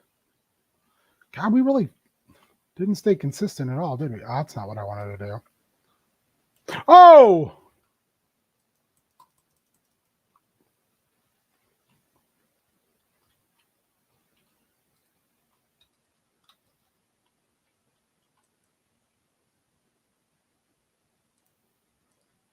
scare me to death, and I'm probably just asking to be killed right here.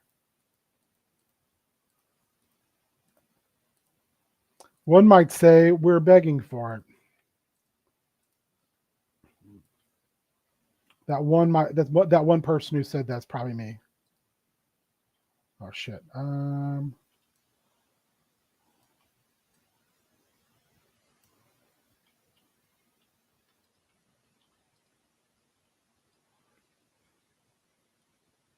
I want to get all those guys inside of our thing, but I don't know how to. I don't know how to get them in here. Once again, if anybody knows anything more about this mod so we can be a little more successful at some of the cooler stuff we want to do, I would love to know, because I would love to make friends with all those little guys.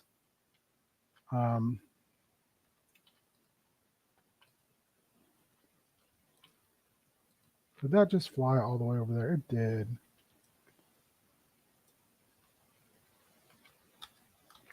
Oh, shit.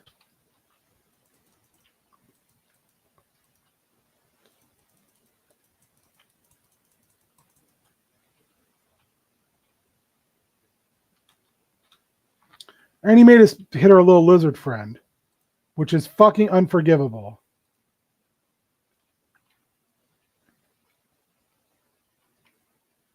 Okay, this one's fine.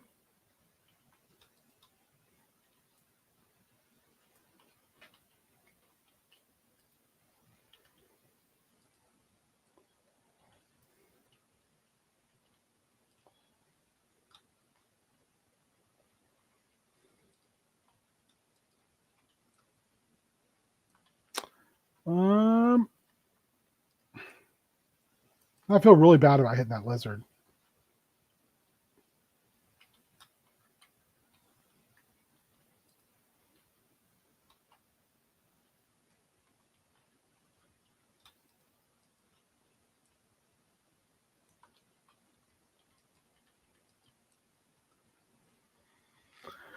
We're almost there. Problem is we just pissed through like all of our torches.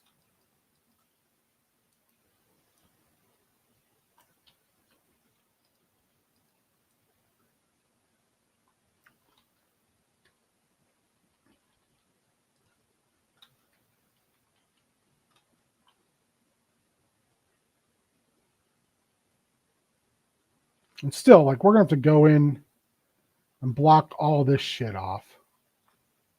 Is that our house up there? It must be.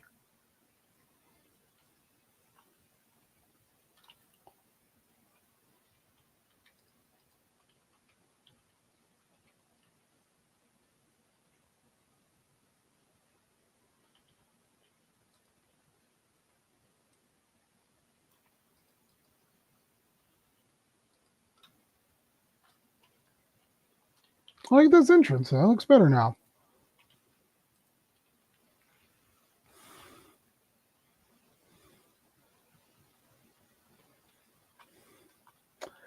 I couldn't even tell you. That requires too much work on my part. I'm too lazy.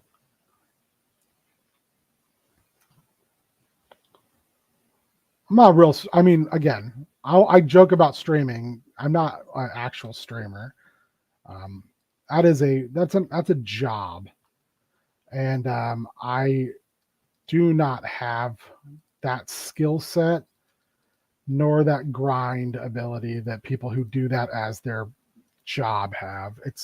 I find that infinitely impressive that people can turn that into a job, and they should be proud of themselves for that. That ain't me, man. Just not me. Can't do it. All right, we're gonna go build that up, and then we're gonna be done. All right, we're gonna do this and this. I thought we had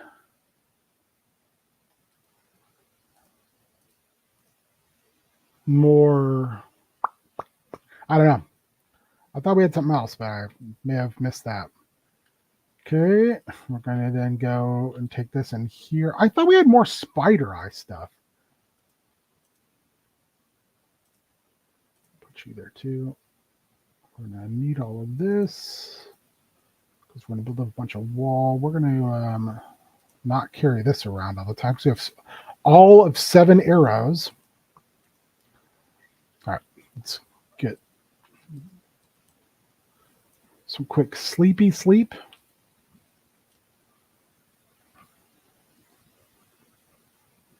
Oh, yeah, I'm not too worried about that. I mean, it's a fun movie either way. Like, I'm going to put a thing right there. Anyway, I'll have to fix this at some point. I want to get rid of all this dirt and put the stone up.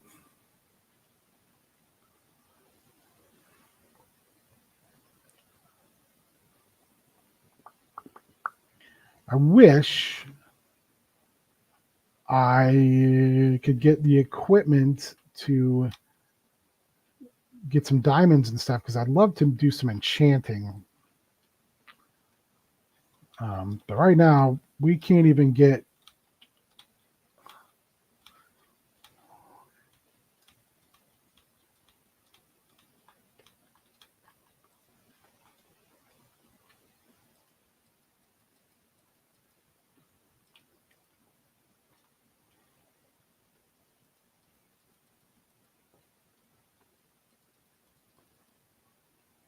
What are you doing outside the wall here, guy?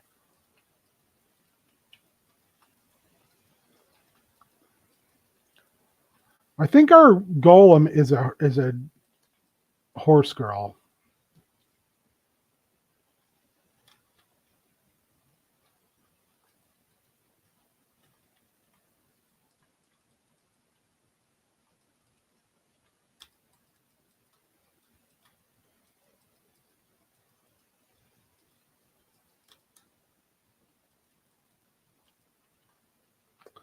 So we're gonna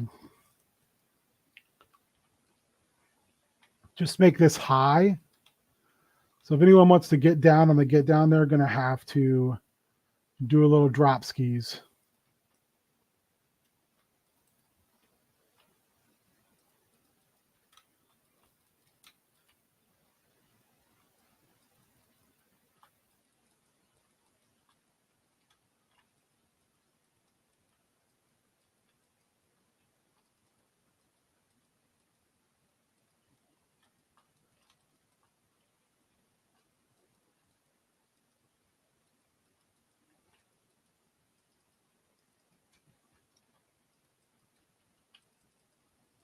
I feel bad for that horse because that dude was up here chilling all the time, and I just feel like I stole his jam. All right, we got 64 here.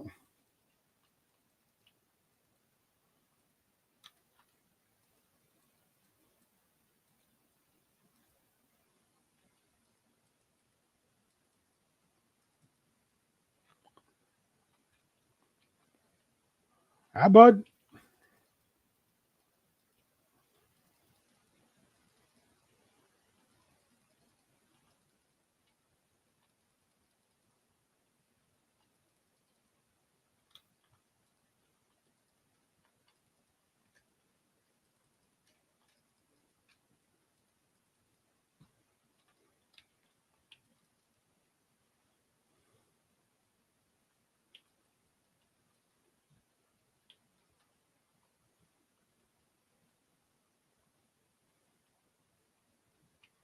All right, that's.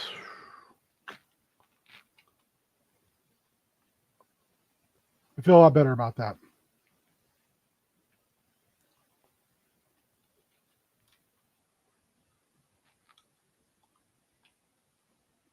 I mean, I kind of feel bad that the golem got caught on the outside, but not terribly bad.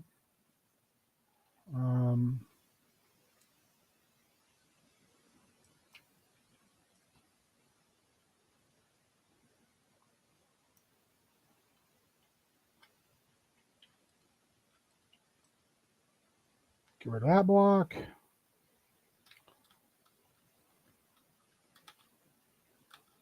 Whoop.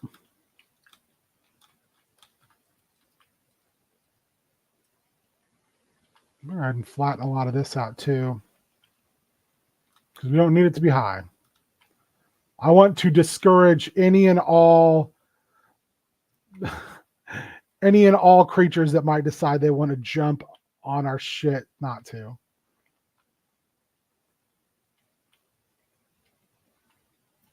So I'm going to flatten as much of this out as possible.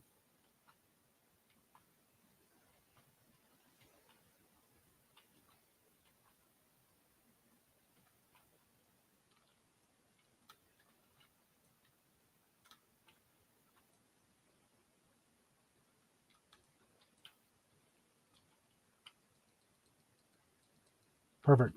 All right, let's.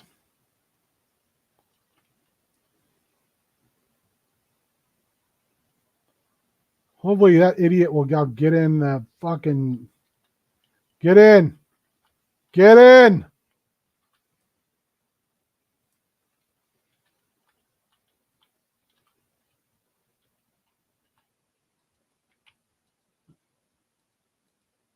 There. See? You're in. Doesn't feel good? Am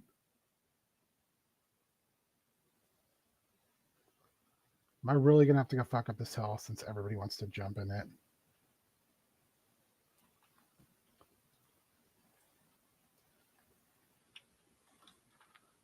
Get in there, horse. Get in. Yeah, we got a horse now. Well, I have a saddle and shit, so.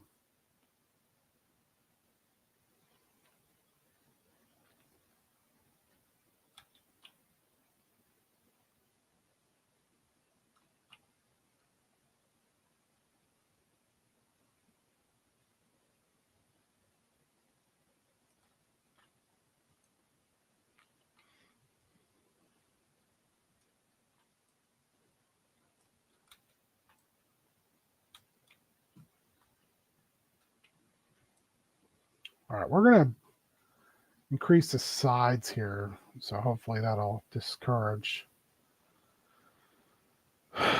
more of this weird fence jumping behavior.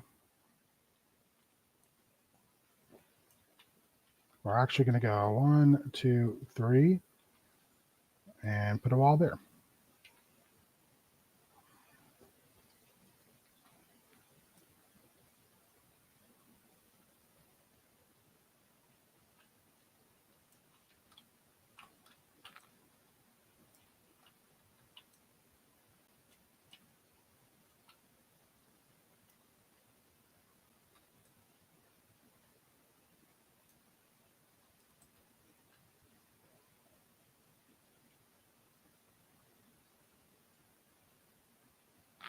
Let's get some flowers real quick.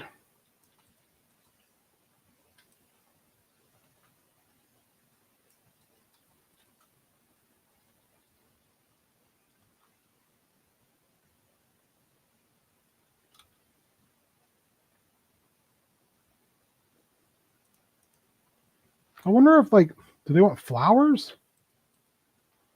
No.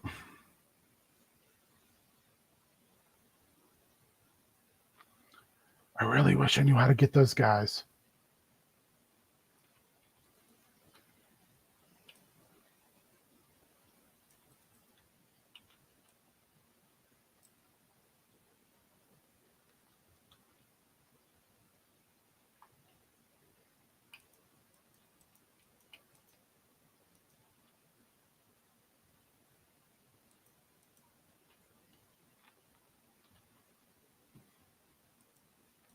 Oh, damn. One shot, one kill. So we can get a little culling of the sheep pop and make another bed or so.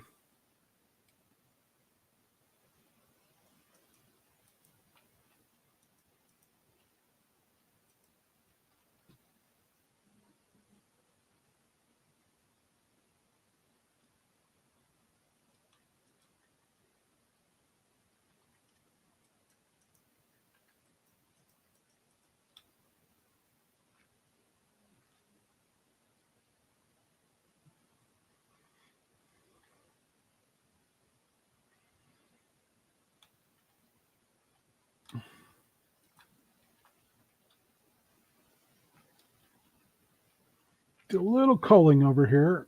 Get some meats and get some wool, a couple eggs. So we do that, we can just put some chickens down and if we can get them to crack, we can put some chickens out. Oh God, there's one of those boys. I want one of those boys so bad.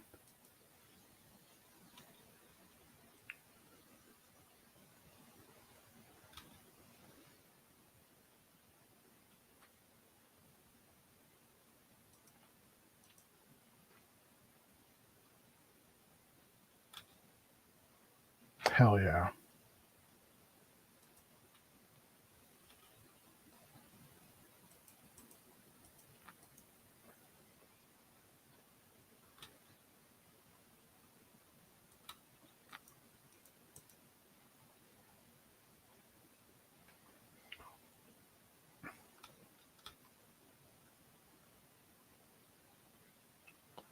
We could probably, we don't need much to finish this portal, do we?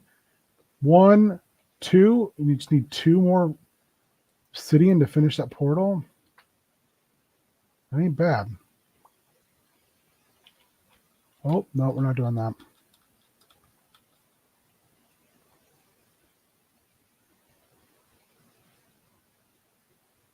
Oh, there, look at those assholes. Those turkey boys. I don't care much for them. And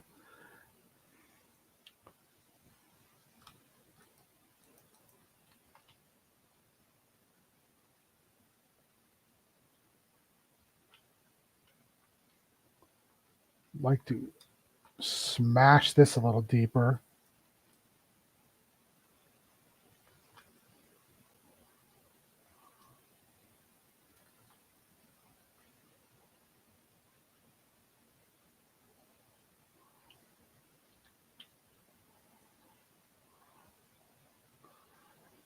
Less so for resources and more so just to make it more of a pain in the ass for anybody who wants to cross it.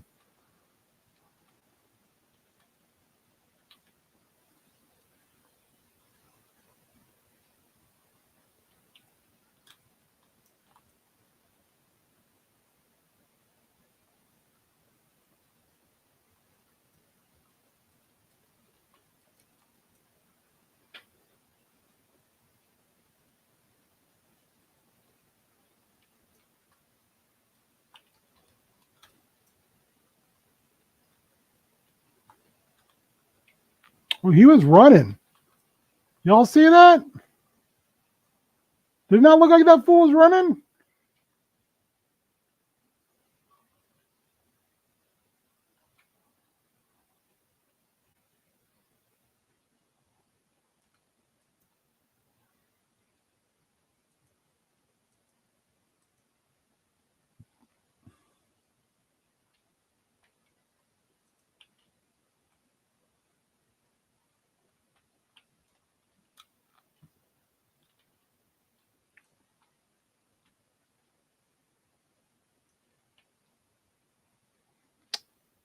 Where's our bucket at?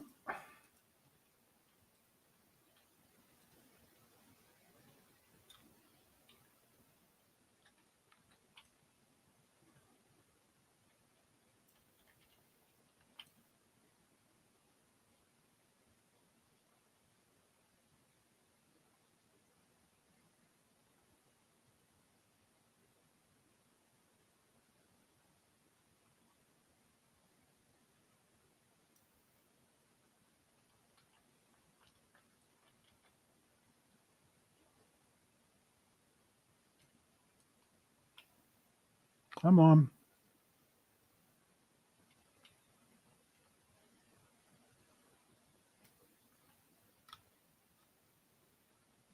Okay, how did that fucking zombie spawn inside the wall?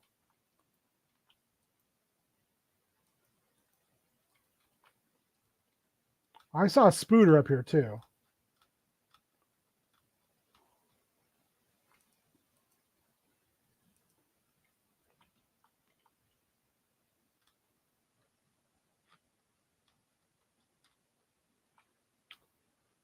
So apparently we might have to put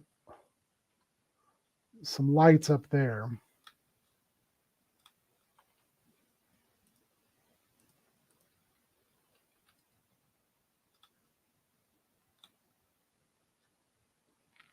I think that's the damn. I guess that's dark up there. We're just gonna go ahead and throw a fucking torch up there because I'm not gonna deal with this shit right now.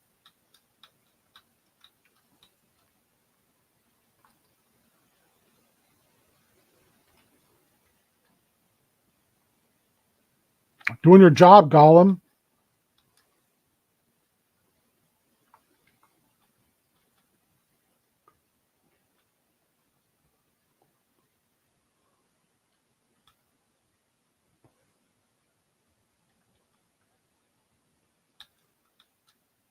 Oh, it's a different golem. We got 2 golems this foot.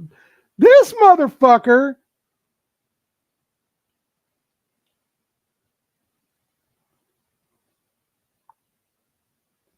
How are you all climbing up there? Crazy.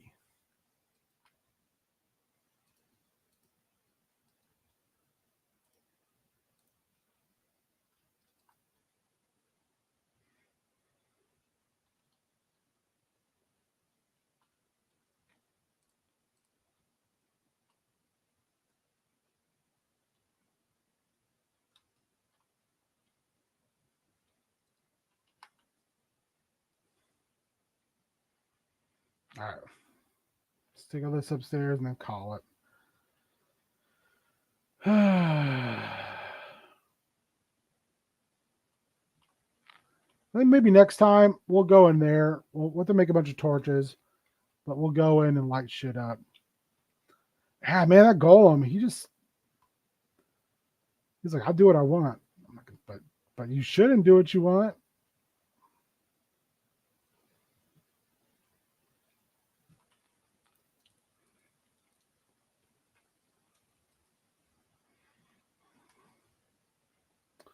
Need to start making some paper.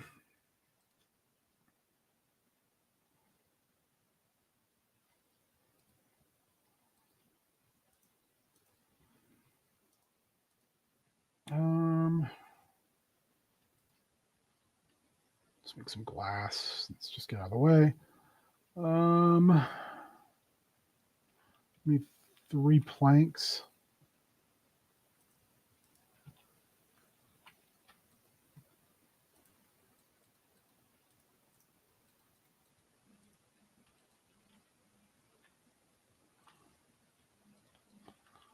Let's put this shit over here.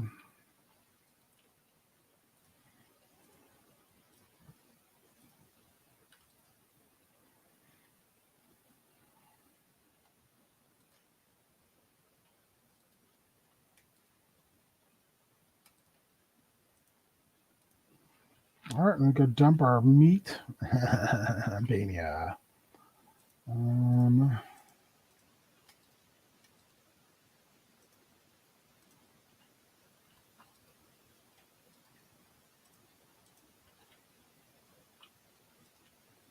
All right, there we go. That's our game. Oh, look, we're inside the dog. Oh, no. All right. Hey, thanks for hanging out. I know I babbled a lot, but we did have some fun. We had friends pop on who said hello. Spike was here being Spike, which is always appreciative. Mitch popped in. It's a good time. We traversed a little bit. We saw some dinosaurs. We didn't fight any dinosaurs. We still have shit for armor. I'll have to figure that out. But I'm having fun playing this, so who knows? Maybe I'll play a little bit tomorrow. I don't know. I got Pepper Tree Ring tomorrow. We'll see what happens with that. All right. Thank you, as always. Remember, when the shit goes down, you better be ready. And bomb us. Bomb us all. Until all bomb us night.